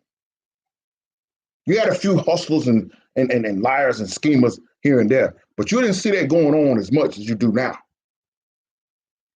Where every revival, every afternoon service on Sunday, every hustle that under the sky is coming up every day to come up with some scheme to get some money out of the people. Why? Because nothing is changing. But the reason why nothing is changing is because we have it. A blind man can't see his enemy. So because you still believe that you're black, that you're an African American, that you are a Gentile, you're still operating as a Gentile, while the Most High is holding you accountable to being an Israelite. And because the churches are being ran by scoffers, often operating in their own lusts, look at what they did. Let's go back to Exodus 32, and you're going to see the same thing being done in the Christian church. Watch this, dude. Watch what they said. Watch what the preacher said to them. Exodus 32. Now read verse 2. And Aaron said unto them, break off the golden earrings, which are in the ears of your wives and of your sons and of your daughters, and bring them to me. And bring them to me. Bring your money, bring your light bill, bring your cash, bring your savings, bring your offering, get in the $100 line, get in the $500 line, get in the $1,000 line, and bring them to me. But a blind man can't see his enemy. See that? Watch this. Verse 3. And all the people break off the golden earrings which were in their ears, and he brought them unto Aaron. And he received them in their hand and fashioned it with a graving tool. And after he had made a molten calf, he said and they said, these be thy gods, O Israel, which brought thee up out of the land of Egypt. What are they saying now? What are our people saying now that brought them prosperity? My education, my hard work, my money. Same exact day. It's nothing new under the sun. They know good and well that calf won't there when that sea split. They know good and well there won't no calf walking around with them doing those miracles. But because Moses tarried, let's come up with a new way. And they know good and well that our people didn't have no money. They know good and well we didn't have no right to vote. We know good and well we didn't have no civil rights. But yet and still, the Most High was blessing us. The Most High was delivering us. The Most High was feeding us. But now we have made money, we have made gold, we have made property and cars and all of these things our gods. And we are treating the ones who are bringing us this madness as pure gold, but the ones who bring you truth, you call an enemy. But a blind man can't see his enemy. You see that? Watch this. Watch this. And look at what else they're doing. Verse 5. And when Aaron saw it, he built an altar before it. And Aaron made a proclamation and said, tomorrow is a feast to the Lord. Tomorrow is a feast to the Lord. We're doing Thanksgiving for the Most High. We're doing Christmas for the Most High. We're doing Easter for the Most High. Nothing to do with them. But because that's what your deliverer / oppressor told you to do, you're still doing it, and you call them feasts of the Lord. See that? Watch this. Verse 6. And they rose up early on tomorrow and offered burnt offerings and brought peace offerings, and the people sat down to eat and drink and rose up to play. That's every Sunday morning in the Christian church. See that? And it's going on to this day. But a blind man can't see his enemy. See that? Watch this. Now, Dick, let's go to Deuteronomy 32. Now, I needed to go here for my Israelite brothers and sisters who are still thinking that the so-called white man is the reason why you ain't got nothing. Who're still thinking that the so-called the Gentiles is the reason why you're in this going through oppression. Who still believe that we went into slavery because of the white man, who believes that what is happening to our people in this country is because of racism, a word that didn't exist until 1901 by a man by the name of William Henry Pratt. Look it up if you don't believe me. That word didn't exist. So the word racism didn't exist deep to 1901. What happened in 1600? What was that? What were they doing to us in 1700? What was the motivation for that? What was the motivation in the 1800s? Okay? If you think that brother got shot in his crib, and the girl got off the way she did, because she's gonna get off, y'all, you understand that, right? By them killing the witness, the pill is gonna go through with no problem. You understand that, right? I hope you need to go and prepare yourselves for that. You see, the only people that are still upset, of course you're gonna be angry, but the only people that are shocked by the things that you're seeing is the people who think these things are happening because of racism. Israelites in the truth are not upset. That's why that's why I'm making sure I'm bringing this out today, because I was so shocked. I wasn't shocked by the world's response. I wasn't shocked by Christian brothers and sisters' response. I was shocked by Israelites' response. You posting about something that we already know is going to happen instead of posting about the solution. You teaching about this, you bringing it out, angry and rallying up the people, when you should have been using this time to tell the people the truth. Why these things are happening, why they will continue to happen until our people come back to the Most High and the law, statutes, and commandments. It's the only solution. When I hear Israelites talking about some Trump, white man, racism, voting, I'm like, yo, what book are you reading? You understand? So I'm just gonna go ahead and tell you now, you prepare yourself, because this is coming.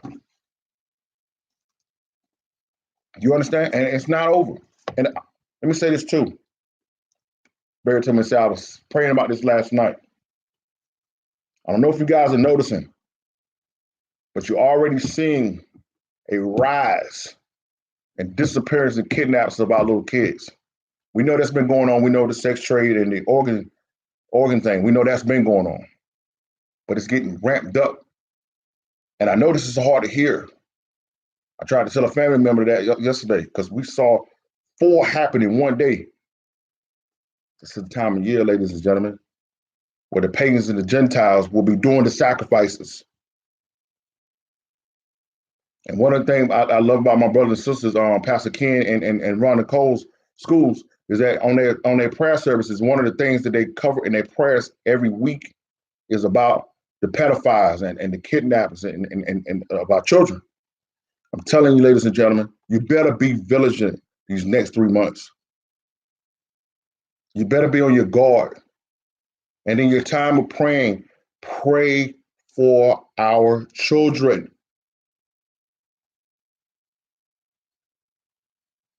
Because whether you want to accept it or not, there's some kids going to be sacrificed and die in the next 3 months. There's going to be some young virgins going to die in the next 3 months during these, what they call holidays. Whether you want to believe it or not.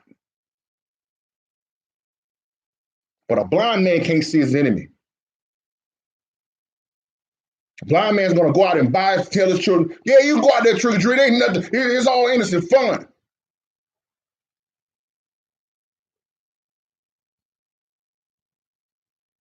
People out here putting razor blades and poisons and staples and all stuff in candy. When the other time of the year do you see that? Bite down to a Kit Kat and it's full of blades, razor blades. When you go buy your kids candy any other time of the year, you don't have to check the bag and look at the candy. Why do you have to look at it that night?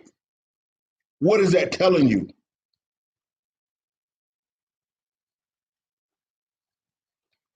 But anyway, back to Deuteronomy 32. Our people still have this misconception that the so-called white man is the reason for everything that's going on in your life. And until you accept that, man, and get past this, you're not going to know who your real enemy is. So let's go ahead and settle this. We've talked this many times, but I want to bring this out in this lesson. And then we're going to end it off in Sirach. And I'm gonna give some wisdom through Sirach or some practical things that we need to do about for ourselves. That if we operate in these things, we'll see a lot of the drama, a lot of the stress, a lot of the issues we remove from our lives. Let's go to Deuteronomy 32, and let's look at verse 19 there.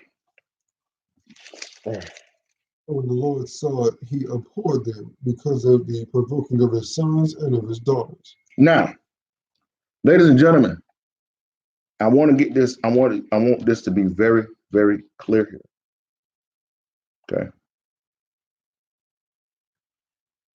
The reason why, matter of fact, read verse 18. That's what I need right there. Read verse 18. Of the rock that begat thee, thou art unmindful, and hast forgotten God that formed thee. Ladies and gentlemen, our people truly, truly believe that the first time you was introduced with Yeshua HaMashiach, who the world know to be Jesus Christ, is when you was in a Christian church here in America as a slave. Our people really believe that. This is the reason why you hear people make statements saying that I'm glad slavery happened, because if we would have never came to this country, we would have never been able to receive Christ. Not knowing that you had Christ well before any white man, any ever told you about anything to do with Christianity. Read it again. Dickie says what? Of the rock that begat thee, thou art unmindful. We are unmindful of the Christ of the Bible. We know the white Jesus of Christianity, but we don't know the Christ of the Bible. We don't know who that is. And what else? And we forgot completely about the Most High, Ahia. We don't know him at all. We know the God of America. We know the God of Christianity. We know the God of Islam. We know the God, the Baptist God, the Presbyterian God, the Methodist God, the Kojic God, the hopeful gospel God, the holiness God, the Pentecostal God. We know those guys. We don't know the God of Abraham, Isaac, and Jacob. Then you go to 1 Corinthians 10. Watch this. Let me prove to you that Christ has been with our people ever since we came out of the wilderness, came out of Egypt. We wasn't introduced to no Christ through Christianity. We've been on B. 1 Corinthians 10, verse 1. No, brethren, I would not that ye should be ignorant, how that all our fathers. All our who? All our fathers were under the cloud and all passed through the sea. Now, ladies and gentlemen, how could Paul be talking to Gentiles right there? Well, the people of Europe, did they come out of Egypt? What are some Chinese folks there? Talking to Israelites. Because their fathers, our fathers, is the one who came out of Egypt. Go ahead. And were all baptized into Moses in the cloud and in the sea. Mm-hmm. And all did eat the same spiritual meat. Right. And all did drink the same spiritual drink. That spiritual meat that we ate was the manna from the sky, and that what? We all drank that same spiritual drink. We drank the what? Right? That rock was who? You see that?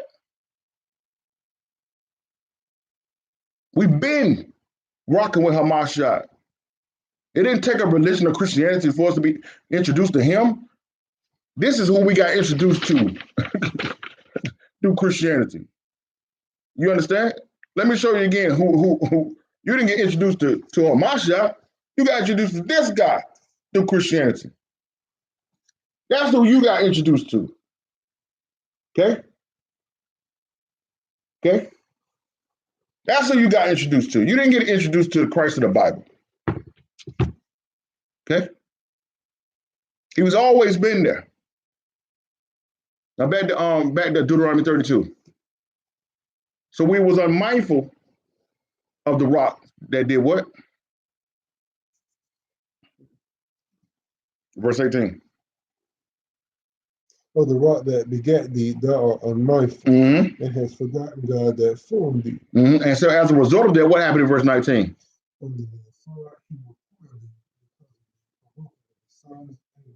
So ladies and gentlemen, I'm talking to my parents right now. Do you understand how vital it is for you to get your life together and understand who your real enemy is? Because the longer it takes you to get your life together, the more deep and rooted and connected to madness and foolishness and perverseness that your children will be in.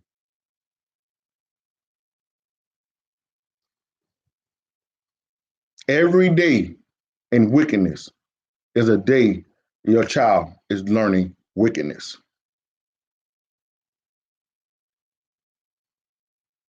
So I'm saying this to my Christian brothers and sisters who said, I know I'm Israel, but I'm going to keep doing this.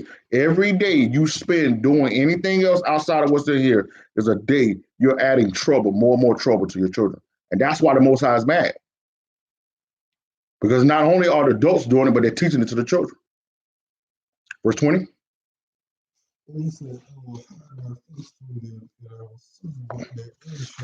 So the Most High said, you know what? All right, you don't want to deal with me? I'm going to hide my face from you. And I'm going to see how it's going to work out for you. Because you done told yourself, you done convinced yourself that everything you have, you've done it on your own. And this is the same way where it goes with our people. I was talking to a brother the other day, and the brother said, yo, Elder, one of the things that got me tripping right now, he said that I'm really feeling what you're saying. I stopped him. I was like, I'm not saying anything. I'm just telling you what the Most High said. He said, the reason why I think I know what you're saying is true, because if you think about it, our people been doing all this stuff in the church, and it ain't working out for us, but people in the world, the other people, it seems like everybody getting blessed. I said, yeah, because their God is blessing them. Our God is like, nah. I try to get people to understand it from this perspective. You stay in a neighborhood, right, with a whole bunch of different families, right? And these other families allow a lot of these things, their children to do whatever. Your parents don't, right? So you may be going to school, the same school that your friends are going to, right? You may be involved in the same extracurricular activities that they're involved in. But if you're not following the rules of your household, you're going to be on constant punishment and restriction when everybody else is living the life. Same neighborhood, different set of rules because it's a different house. And what our people don't understand is that our God is the God of Abraham, Isaac, and Jacob. And I'm going to prove that in a second. That the reason why the Gentiles are doing what they're doing and still look straight, because it was never their God. You're blaming them for the choices of our ancestors. You're blaming them for the life of following them instead of following what this Bible told us to do. Watch this. Verse 21.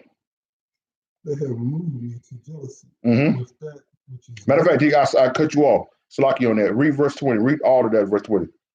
And he said, I will hide my face from them, and I will see. Mm-hmm. They are very full generation, children in whom is no faith. Children in whom there is no faith. There ain't no faith because our people don't want to believe in nothing. They just want everything given to them. Right? Watch this though. Verse 21. They have moved me to jealousy. They have moved me to jealousy. With that which is not God. They have provoked me to anger and vanity, and I will move them to jealousy with those which are not a people. I'm going to do what? I will move them to jealousy with those which are not a people. I will provoke them to anger with the foolish nation. With a foolish nation. Watch this. Then go to Romans 11:11. So, ladies and gentlemen, if you didn't already know, you're about to discover on this precept why everything has been happening, why we're at the bottom, and why everyone else is at the top, while we're seemingly doing the same thing. Watch this. Romans 11:11. I say then, have they stumbled that they should fall? God forbid. No, the Most High ain't we stumbled, but He ain't done with us. He just reproving us and corrected us. Go ahead. But rather through their fall, Through our fall, salvation has come unto the Gentiles. to do what? To provoke them to jealousy. To provoke us to jealousy. See that? The Most High said, when you went and served other gods, when you kept at festivals, when you sacrificed to them, when you followed the ways of the Gentiles and then keep my law, you made me jealous. So now I'm gonna allow them to be blessed and make you jealous. See that? And this is the reality that Israelites have not gathered yet that are still mad, angry at the Gentiles, and our Christian brothers and sisters have not gathered yet with their whole fight. You got our Christian brothers and sisters. I saw a video, D, straight up, I couldn't believe it. Well, some Israelites was on a sidewalk preaching, and this so-called white man walked down the road, and the so-called black man walked down the road. Black woman walked down the road, and they didn't say nothing to the white man. They started talking to the sister, and when the sister got upset, saying, "Well, why are you talking? You didn't say nothing to him." And she was like, and the dude said, "The kingdom is for you, sister, not for the Gentiles." And that sister said out her own mouth, "If he can't get in, I don't want no part of this kingdom." And you got our people right now that make statements like that, where when you show them in the book, in the Bible, that they say they follow, that the Israelites are going to be ruling, and the Gentiles will serve Israel. Nah, that ain't my Jesus, that ain't my God. I don't want no part of that. Because you got taught this whole thing of everybody's the same. And now you're focused on becoming equal in the country when the Most High said, give them Deuteronomy 7:6.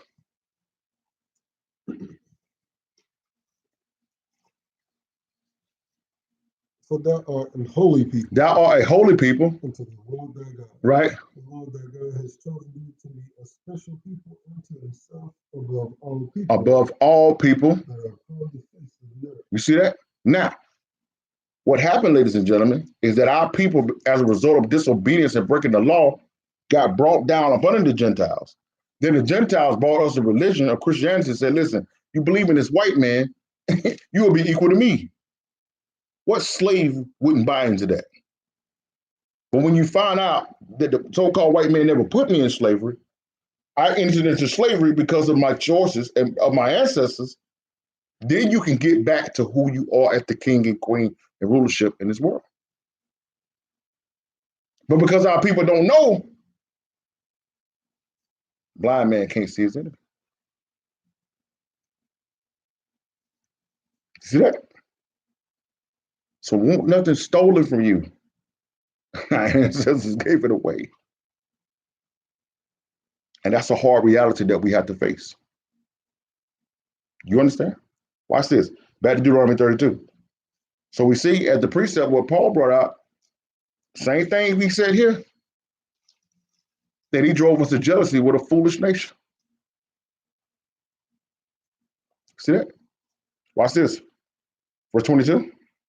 For fire is kindled in my anger, and shall burn into the Lord's hell, and shall consume the earth with her increase, and set on fire the foundations of the mountains. I will heap mischiefs upon them, and I will spin my arrows upon them. They shall be burnt with hunger and devoured with burning heat. And with bitter destruction. I will also send the teeth of the beast upon them, with the poisons of the serpent of the dust. The sword without. The sword without. So the Gentiles is killing us. The terror within. And the terror we killing ourselves in our own communities. Sound familiar? Gentiles killing us and we're killing ourselves. You thought this was just a choice? Nah, it's a curse. When we don't follow law, statutes, and commandments. But a blind man can't see his enemy. You see that? You think it's everybody else when it's us. We're pointing the finger at everybody else when it's us. Watch this. Verse 26. I said, I will scatter them into corners. I will make them remembrance of them to cease from among men. You see that? So when you hear Christians say, who is God's chosen people? What do they say now? It's Jewish people. You see that? It's all written. That's how now when you go to your own family members who go to church every Sunday and say, I'm an Israelite, what do they say? What is that? Read it again. Dickie says what? I said, I will scatter them into corners. I will make the remembrance of them to cease from among men. So everybody loved to go when you're blaming the white man and bringing Ishmael, the Arabs. Everybody liked to go to Psalms 83. But the Most High said he was going to do this well before they ever convened a confederate against us. That's how the onus of what we're dealing with, ladies and gentlemen, starts with us. You understand? Long before Confederate of the Gentiles to destroy us, the Most High said this, I'm going to do this. But a blind man can't see his enemy. See that? Watch this. Verse 27. Were it not that I fear the wrath of the enemy, lest their adversaries should behave themselves strangely, unless they should say, our hand is high, and the Lord has not done all this. You see that? The Most High said, no, no, no, no, no. White man didn't enslave you. I did. No, no, no, no. Muslims didn't enslave you. I did. No, no, no. You didn't get robbed and took of your stuff. I gave it away. And he made a purpose to say this thousands of years before it happened. But a blind man can't see his enemy. See that? Watch this. Verse 28. For they are a nation void of counsel. They are a nation void of counsel. We don't got no understanding. We think we got it all figured out. A bunch of stiff-necked, hard-headed people that love to get together and get to these little seminars and these little, what they call little thing they love to do. These little, like what they did with Tip and all them the other day, the little town hall meetings and all this little stuff, going back, spitting real, true, real facts, real talk, redundant, vain babbling. Okay? Vain babbling. Everybody want to just spit off some stuff to make themselves look educated and real, when the only answer is this: law, statute, commandments. And see, it takes the product way and the man being the solution to everything when we rely on the Most High. And that's another reason why many of our people will never come back to this. Because they want to be the answer. They want to be the one that's honored and revered. And we're going to be talking about that in a minute when we get to Sirach. You understand? Watch this though, verse 29. Oh, that they were wise, that they understood this, that they would consider their latter end. If our people just would figure this out, if we was really wise, like we say, if we really had all this understanding and deep knowledge, we would actually be considering our latter end. And I'm telling you right now, all of you saying that you're ready for America to be destroyed, all of you saying you're ready for Christ to come back, what does that leave you right now if that happens tonight? We got a long road ahead of us. But a blind man can't see his enemy. Now, I do need to get that in deep before I go to Sirach, because I got to get the answer. Let's go to Revelation 3. And then we're going to end off in Sirach. Can't give problems without giving solutions.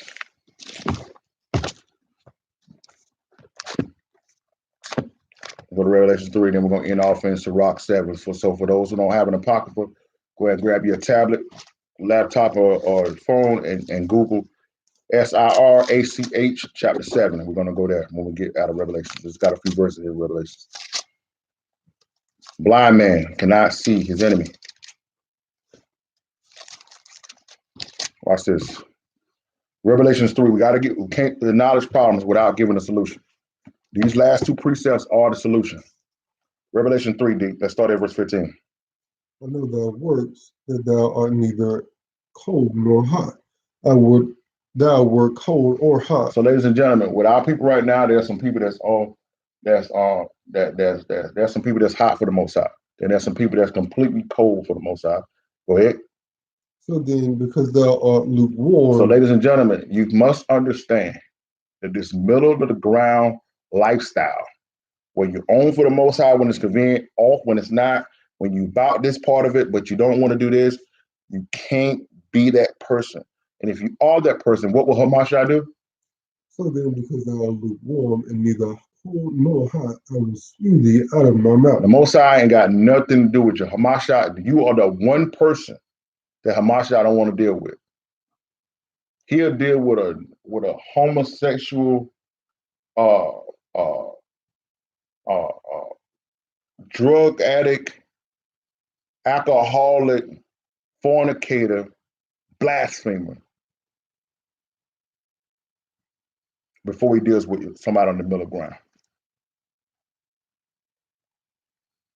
You understand? He either wants you all the way with him or all the way off. He don't want nobody saying, I'm with you today and not when it gets tough. Because Christ never took no days off. And that's what he expects of us. Verse 16, verse 17.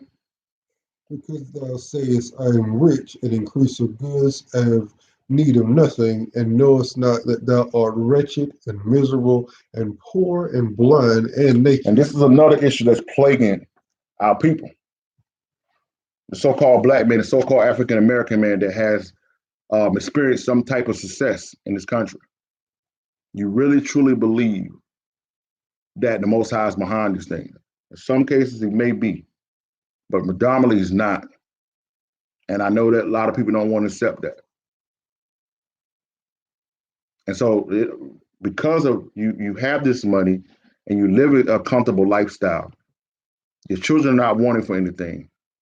You have the insurance. You have the life insurance. You take the trips. Whenever there's a need, you get it. When your car breaks down, you ain't worried about it. Cell phone break, you can replace it. Bills are automatic drafted. You ain't worried about it. You're not even thinking about it. Things are getting done. Money getting saved. Money getting invested. You're paying tithes. You're giving offering. You give it to the poor. Things are sweet, but you don't realize what? You're what? Thou art wretched, and miserable, and poor, and blind, blind, and naked. This is why people going to church every Sunday and taking antidepressants pills. This is why people are going to church, going to Sabbaths, and are drunk within hours of leaving the establishment. Not drinking and vibing with your family. I'm talking about drunk. This is the reason why people they're relying on drugs and alcohol and fornication to stimulate yourself every day. You understand? So what is the solution? What is the solution Yeshua said we got to do for this? Verse 18? I counsel thee to buy of me gold tried in the fire, Mm-hmm. that thou mayest be rich in white No. raiment. Notice what he said there.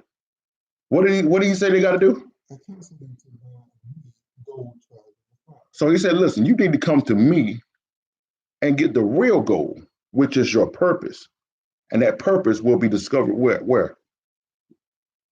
Go ahead. That thou mayest be rich in white raiment. No, where was it at though? What was it at? Tried where? Gold tried in the fire. That gold, that real gold that you really need, you only get it in the fire. That's the richness that you really need. This is why he said, lay up your treasures in heaven, not here on earth where it can be eaten up by the moth. Because I'm telling you, tomorrow, they could pass it. I'm talking about tomorrow. They could just easily say like, yo, from now on, if you don't got, this or that, you don't have any access to your money anymore. What are you going to do? You guys have to understand that what you saw back in January when the so-called government freeze was on, that was a beta test to see the way people will panic. Ladies and gentlemen, and I don't make this statement to offend anyone because I ain't owned financially at all, so don't get it twisted. But for anyone that work in federal jobs that's making the money that the federal employees are making, there was no reason for 2 checks to go and you need it to be automatically going to food banks. That shouldn't have ever happened. That means that your complete reliance was on the system. And they were just showing you, they were showing the people, if I take it away, you have nothing. People panicking, crying. You were seeing people post talking about my kid's birthday and I can't afford to take him to Chuck E. Cheese like I want to. Panicking, crying, going live over stuff that really the regular people just like, hey, if I can do it, hey, it's good. If I can't, I can't. People breaking down. Imagine if that happens 2 months. What are people willing to do? You understand? Go ahead. I counsel thee to buy of me gold tried in the fire, Right. That thou mayest be rich in white raiment, Mm-hmm. That thou mayest be clothed, and that the shame of thy nakedness do not appear, Mm-hmm. and thou and anoint thine eyes with eye salve, Mm-hmm. that thou mayest see. So the only way you're going to be clothed is you get the raiment from the Most High. The only way you're going to be able to truly see what's going on is you got to get that eye salve. You got to get that blood from Yeshua. If you don't have it, you can't see, and a blind man can't see his enemy. Everything in our lives, ladies and gentlemen, must go through Hamashiach. Everything. Go ahead. As many as I love, I rebuke and chasten. Mm-hmm. Be zealous, therefore, and repent. Be zealous and repent. That means be passionate, be enthusiastic. That's why we started out the lesson with 1 Corinthians 11:31. If you judge yourself, you won't be judged. So you got to be passionate about making sure you getting yourself together. You understand? Go ahead. Behold, I stand at the door and knock. If any man hear my voice and open the door, I will come into him, and he will sup with him, and he with me. But if your voice, your ear is to everything else but the voice of the Most High, you ain't gonna hear him.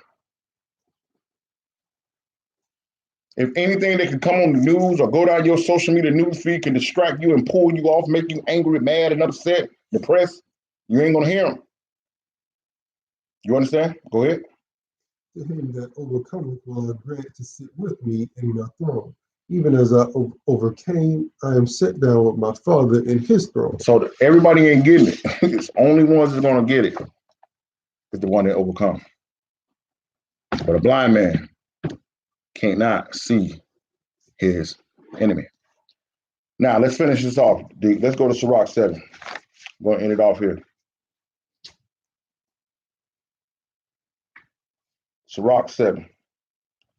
And here Sirach is going to give us some practical things in which we can do in order to make sure that we do not, that we're able to remove the main things in our lives. Like I said, the majority of the things, the enemy is the main enemy that's plaguing our lives is ourselves.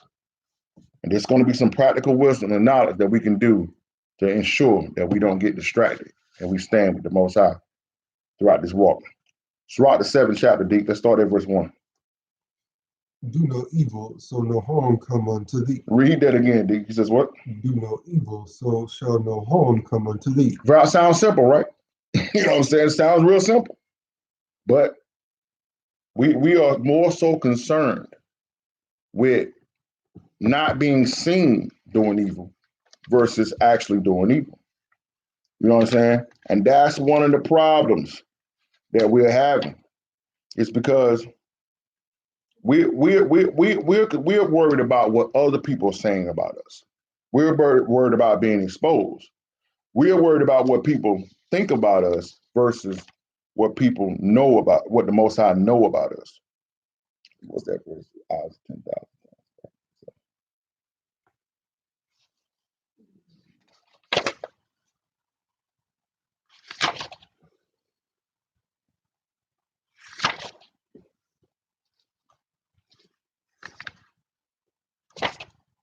Don't worry about it. I'll add it in later.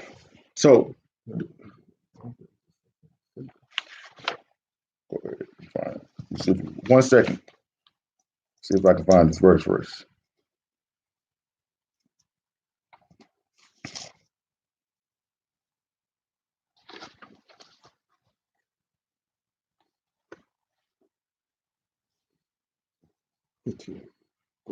Yeah, read that. Proverbs 15:3. The eyes of the Lord are in every place, beholding the evil and the good. Read that again. The eyes of the Lord are in every place, beholding the evil and the good. Beholding the evil and the good. So we got to stop worried about people finding out about our evil and just worry about removing evil from our life. Okay? We're working hard for people that don't know, but you need to worry about what the Most High know versus what people know. Verse 2. Depart from the unjust, and iniquity shall turn away from thee. Read that again. Depart from the unjust, and iniquity shall turn away from thee. Jay, I asked the Lord, I prayed to the Lord and asked him to remove my friends, remove my enemies, and all my friends started leaving my life. A popular post where we saw generated on social media a few years ago. And I tell people all the time, the reason why that was happening, ladies and gentlemen, because you're wicked. If your enemies are your friends, that means you're wicked. You have to understand that. You have to accept that. Read it again, Deacon says what? Depart from the unjust. See, if you depart from the unjust, and iniquity shall turn away from so what happens is, ladies and gentlemen, one of the greatest, like I said, a blind man can't see his enemy. Many of you are hanging with the people that are causing your demise. You call them your friends. Some of you are laying down every night with a person that's set out to destroy you. Some of you are planning business ventures with the people who come to destroy you. Some of the people that you're attending the Sabbath and Sunday service with are the people who hate your guts. You understand? Verse 3. My son, sow not upon the furrows of unrighteousness, and thou shalt not reap, and thou shalt not reap them in sevenfold. Do you actually think, ladies and gentlemen, that you can do wicked things and not a wicked, and they're going to produce a blessed life? This is why I'm perplexed when I see people accrediting the things to the Most High, what you're seeing these rappers and actors and celebrities do. Ladies and gentlemen, we talking about. I was thinking about doing this for the next Soulful Sundays, uh, and we may just do that. But I just wanted to just do a little quick preview of this. All this stuff, what you're seeing, ladies and gentlemen, with Kanye, Pharrell, and all these other popular celebrities doing these pop-up churches and all this stuff. Ladies and gentlemen, this ain't no coincidence. This is Amalek. This is on purpose.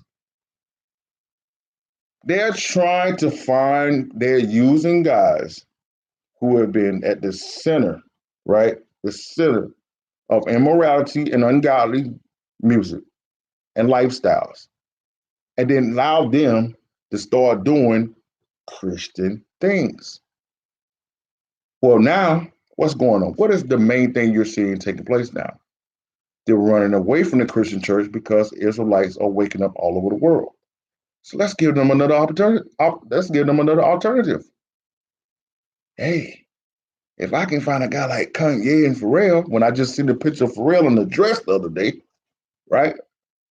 If he's doing pop-up services and saying he loved Jesus and know that Jesus died for him, hey, I can keep doing wickedness and get a blessed life. Look at how the Lord is blessing them. Right? This guy started out making plays, wearing dresses and being a woman, and look at him now. And he gives Jesus all the glory for what he got. Of course he does. Read that again, Deacon. Says what? My son, so not upon the furrows of unrighteousness. So not upon the furrows of unrighteousness. Go ahead. You won't reap them sevenfold. What do you think is going to happen? It's like me going out there to the garden, Deacon, planting tomato seeds and being angry because tomatoes came up. Man, why no okra didn't come up? I can't believe this. Really had my heart set on some cucumbers. You understand? Verse 4. Seek not of the Lord preeminence, neither of the king the seat of honor. Now, we was talking about that before. I said that I was going to get to this, address this when we got to Sirach. Ladies and gentlemen, this whole mentality that you're seeing amongst the world, especially our people, with this whole thing of nobody believed in me, so I'm going to prove them right. A lot of people's motivation for being great is not to be great for others or to be great for the Most High. It's to be great to prove to others that you could do it. So many of you are praying for the Lord's blessing to be His preeminence, His power. You're seeking these people, high people, places in high authority to show favor and put you over in places of rulership, but it's not to do the work or be a blessing. It's for your own pride. You're not supposed to be seeking those things. Hamashiach says in Matthew 23, he says, he that exalted himself shall be abased, but he that humbled himself shall be exalted. But most people are asking to be exalted when all you got to do is kneel. 1 Peter 5 and 6 says, humble yourself under the mighty hand of the Most High, and in due time he will exalt you. Many people are getting impatient because you're working and doing good works, but you don't feel like you're getting any success fast enough, like it ain't happened fast enough. And I understand the frustration, trust me. But that doesn't mean that because it's not happening on the time frame that I think I should have, or I should have a husband in the time frame I should have that I want, or a wife in the time I should have, or be debt free in the time that I think I should have. Well, now I start going out and now I start what is going to ultimately lead you to do, ladies and gentlemen, is to make shortcuts and make deals and compromises. You understand? Watch this. Verse, what we at, D? Verse 5. Justify not thyself before the Lord, and boast not of thy wisdom before the king. Ladies and gentlemen, this is another thing that we're doing. This is another problem that we're doing.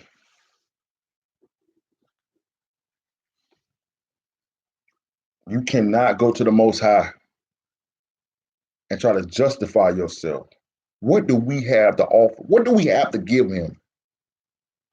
Nothing. The one and only reason that we are allowed to enter into the presence of the Most High is Hamashiach. And that's the only thing you should ever boast about.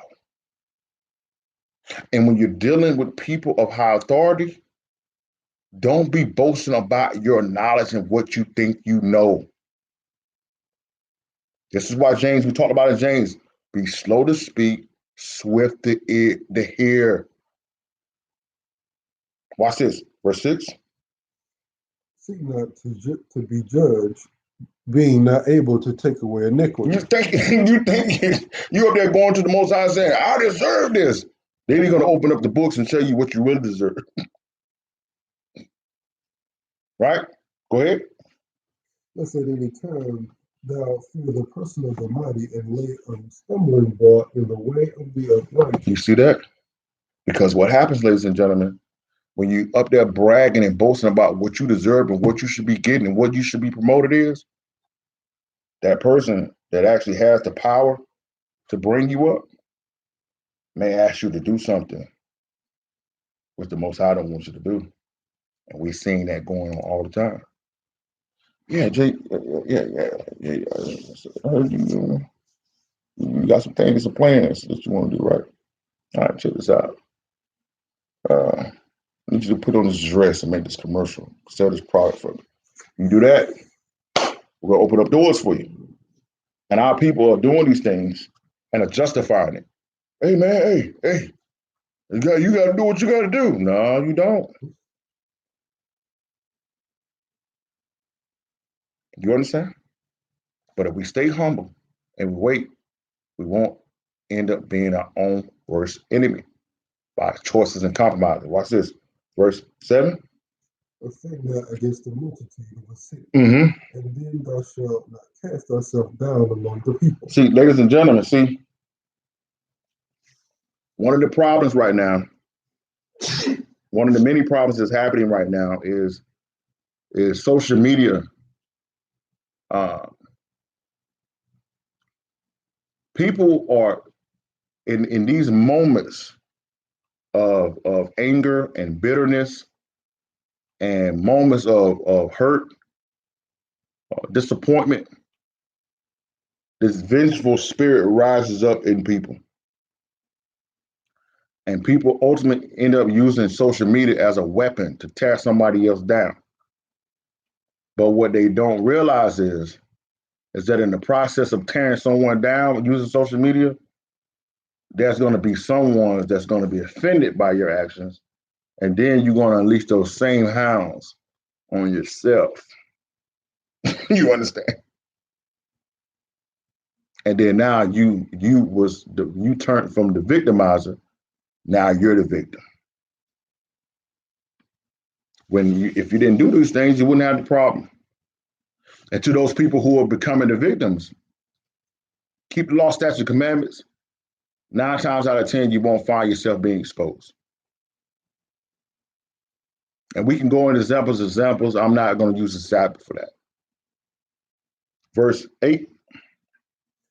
Bind not one sin upon another, for in one thou shalt not be unpunished. Ladies and gentlemen, the Most High, whether you want to believe it or not, the Most High ain't let us start ride. He just got grace right now and patience. And we thinking because we good, we going to be straight. Watch this, verse 9. Say not, God will look upon the multitude of my afflictions, and when I offer it to the Most High, he will accept it. No, it ain't going to happen. You know why I know that? The proper precept that is Sirach 34. So many of you right now, you got a lot of stuff in your life that you need to repent from. We're talking about a blind man can't see his enemy. And you're thinking that because you're giving and sowing and volunteering, you're doing your little domestic violence walks and your breast cancer walks, and you're buying your pink shirts and your purple shirts. You're doing all these things. And I know the Most High going to bless me because look at all the good that I'm doing. Sirach 34, verse 18 through 20. Watch this. He that sacrifices of a thing wrongfully gotten His offering is ridiculous. His offering is ridiculous. I'm putting it out here to you Christian pastors who's out here lying and hustling the people to get money and then thinking just because you done brought and gave some back to the Lord, you think that you're going to be blessed by it? Read it again. That sacrifice of the thing wrongfully gotten. His offering is ridiculous. Your offering is ridiculous. You out here hustling, lying on your job, hustling, lying people in the communities, getting paid full price. You're doing half the work, and you think just because you sold a tithe, you gave a seed, you think because you bought some homeless person some food, you think that the Most High gonna bless you? Read it again. That sacrifice of the thing wrongfully gotten. His offering is ridiculous. Your offering is ridiculous, and what? And the gifts of unjust men are not accepted. It is not accepted. The Christian church is lying to you. You think because you're sowing at the first offering and sowing in the sacrifice offering and sowing for the pastor and sowing for the sweat offering and sowing for the tears offering and sowing for the lamb offering and all of that stuff that they're coming up with, you think you're going to bless you when you breaking the law, statutes, and commandments? Read it again.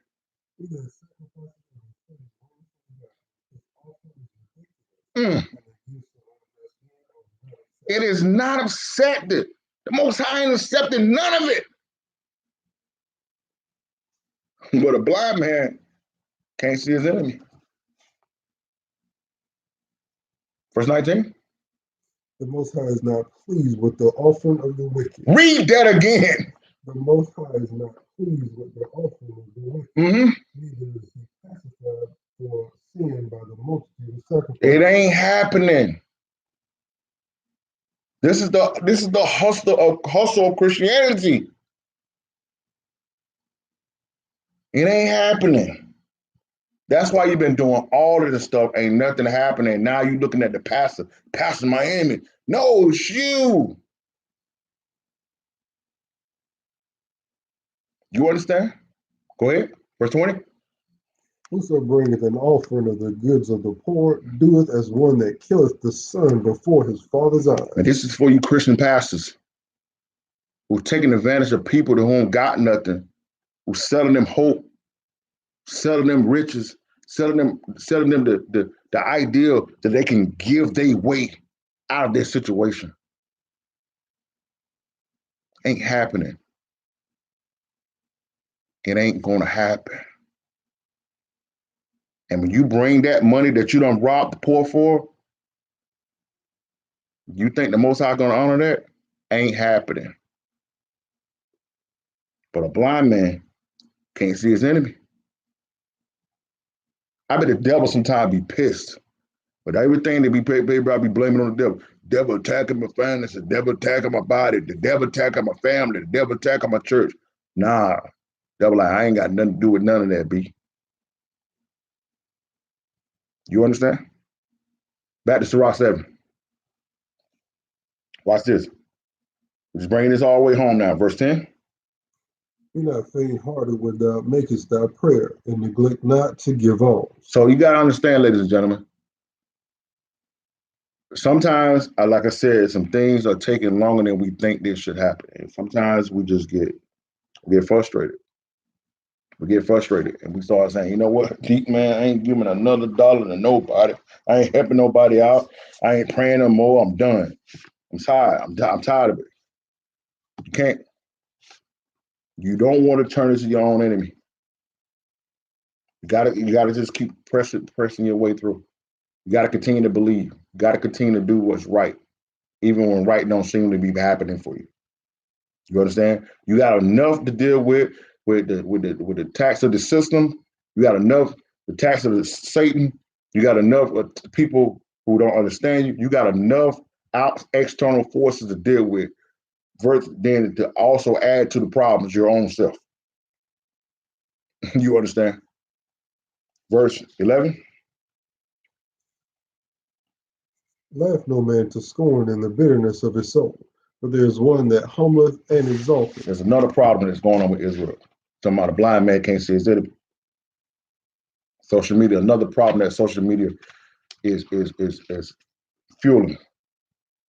People posting videos and pictures of people and people using it to laugh. I just got put on a minute ago before I came here about this situation. I'm not even, like I said, I'm not using the Sabbath to deal with it at all. But it's a lot of people laughing right now. Read it again, Deke. Laugh no man to scorn in the bitterness of his soul. Mm-hmm. For there is one that humbleth and exalteth. You understand, the Most High humbles and he exalted.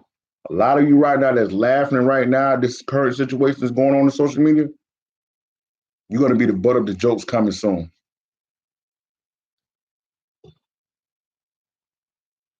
I mean, it's amazing to me. And let me clear something up too. Let me make this clear, because this is another thing that we need to address. Might need to do a whole lesson on this. The Most High don't just hold accountable for those who publicly say they follow the Bible. All of you are being counted for your sins, whether you believe in the Bible or not.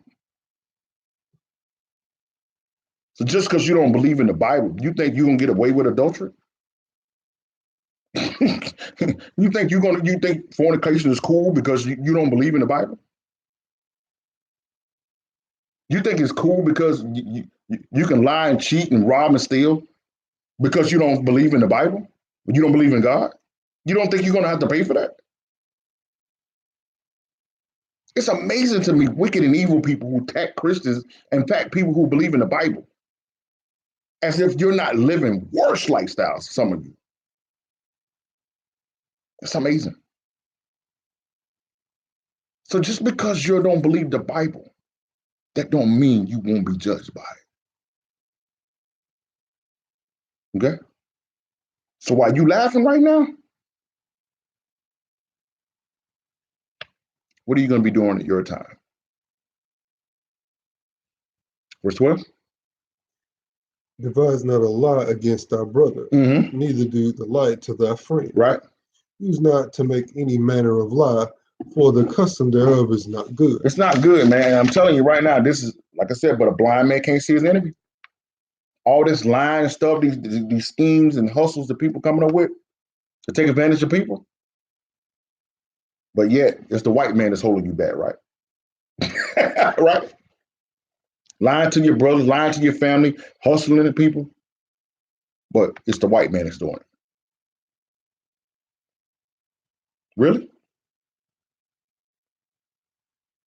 Verse 13. Use not to make any that's 14. 14 is locking. Use not many words in a multitude of elders, and make not much babbling when thou prayest. Hate not labor's work, neither husbandry which the Most High has ordained. Right. Number not thyself among the multitude of sinners, but remember the wrath will not tarry long. Ladies and gentlemen, that goes back to what we're talking about. You're putting yourself in categories and putting yourself in connection and allegiance with people because it's the popular thing. You want to be included in the crowd. Business ain't coming along. You can walk around with fringes on all day long, but if you're standing with the wicked, you will get punished with the wicked. Amos 9 and 10, the sinners of my people shall die by the sword. You understand? Verse 18, verse 17. Humble thyself greatly. Right. For the vengeance of the ungodly is fire and worms. You better believe it. Better humble yourself. Don't be your own worst enemy. But a blind man can't see it. Watch this. We're about to end this thing off though. Verse 20, verse 19. Slaki, verse 18. He is not afraid for any good by no means. Neither a faithful brother for the gold of Ophir. Ladies and gentlemen, I have never in my life seen as much selling out amongst the people of Israel that we're seeing today. And it's all because of money, fame, and celebrity status. It's really a shame, man, what our people are willing to do for money. And even worse, you're seeing this, verse 21, verse 20, verse 19, Slaki. Forego not a wise and good woman, for her grace is above gold. And this is another thing. We're cutthroat. We're selling out our brothers and our sisters and our friends, and we're foregoing good men and women because we feel as if the grass is green on the other side. It's rough. People are caught up in appearances and caught up in how things look, caught up with other people's opinions about what you're doing, or what people got to say about how everything looks. And you get to that other side, man, you find that ground. It ain't even no grass, or it ain't even green, ain't no grass at all over there. When you got someone that's holding you down, with a brother or sister that's been walking with you throughout life struggles, and they holding you down, there should be no amount of money, no amount of fame or celebrity to make you turn your back on. You understand? And read that 21 from again, D. It says what? 20 again. 19, man. I'm sorry, 19. Forego not a wise and good woman, right? For her grace is above gold. Listen, if you got a good man or a good woman in your life, they're gonna do well more for your life than any amount of money that you can ever have. But some people can't see that because they're living in the right now, and they don't have any idea where the Most High could take them if they stand together by faith. It's some men right now destitute, 50, 60 years old, because they walked away from the best thing they ever had. It's a woman right now, 40, 50 years old, bitter out of her mind. She walked away from the best thing she ever had because they were living in the right now, or they was worried about what somebody else had to say, or they were worried about what it looked like. But a blind man can't see his own end. You understand? Watch this. Now with verse 20. Whereas thy servant worketh truly, entreat him not evil, Mm-hmm. nor the hireling that bestoweth himself wholly for thee. Right. Let thy soul love a good servant, Mm-hmm. and defraud him not of liberty. Now, I wanted to make sure I put those two verses in there too. It's because business owners, those who are head of ministries, you cannot be successful without good people serving you. You can't be successful. And a lot of people are destroying their businesses, destroying their jobs, their ministries and their businesses and their families because of the attitude and the prideful and arrogance that they walk in. When you got someone that's ride or die, that's walking with you, that's serving you wholeheartedly, you better appreciate that person. You better take care of that person. Listen, you will never, ever see a pastor anniversary at Better Day Ministry. You won't see it happen. But I'm going to tell you what you will see. You will always see me take the time and effort to honor all those who serve and make this ministry what it is. Because Yeshua said, the greatest among you shall be a servant. And when you got people who are willingly serving the calling, the spirit, the vision that you have, you better make sure that they appreciate it. You understand? But a blind man, they can't see the enemy. Now tonight, this afternoon, we'd like to give all praise and honor to Ahayabah Hashem Yeshaya Royal Walk for everything that took place here today. We had to come onto YouTube and do this. We tried it out on Facebook. It didn't work out. But hey, this is what it is. So hey, from now on, this is what we're going to be doing. We're going to be doing Transformation Tuesdays, and we're going to do Transformation Tuesdays, and we're going to do the Sabbath here, and until Facebook start attacking us. We're not going to allow this word not to go preach. So for those who stayed with us, the water, we appreciate you, and we'll make sure we're going to upload this thing, and we're going to share it on Facebook. But be looking for us. We'll promote it through Facebook, but we'll put the links in there so people will know to come and watch the live here, because we feel like it's better to do it live so people can, interject for us, especially those who don't have an opportunity to gather whatever the case may be. Also be checking for us. We will have that announcement Tuesday, but we will be fellowshipping with Restoration Center with Pastors Kenny and Rhonda Schools next Sabbath at 12 o'clock in Charlotte. That venue has not been yet released. So check with us Tuesday so those in the North Carolina, South Carolina area is looking for somewhere to gather next Sabbath. We will be fellowshipping with them. And I'm telling you, last Sabbath, Pastor Kenny brought it. Pastor Rhonda brought it with the worship. It was good fellowship, good food afterwards. So if you're looking for a good gathering, you're looking for a time to worship with the people, come and check them out, man. And they're doing a great work in the Charlotte Rock Hill area. But we will have that for you this Tuesday. Transformation Tuesday will be back this Tuesday. We'll probably be doing it from YouTube. So just be on the lookout for that. Dick, you got anything? As we just say, man, just always understand that the Most High has everything you need. He has everything you need, but you got to trust him. You got to allow him to do it. And if you're not willing to do it that way, it ain't gonna work out for you. So as we always say, to be steadfast, unmovable, always abounding to the work of the Most High. We want you to know that we love you, that we're praying for you, and we're here for anything that you need. Shalom. We're on one-sided. We're on one-sided.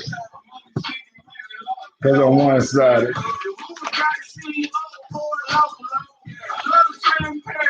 I'm the knowledge brother.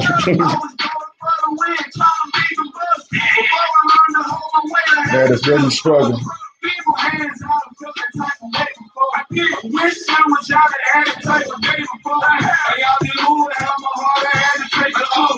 Got me sweating on the devils like I'm making dope. When they think I'm just a rover, hit the rope for dope. I'm associated with the lamb. I know the dope. I know the dope.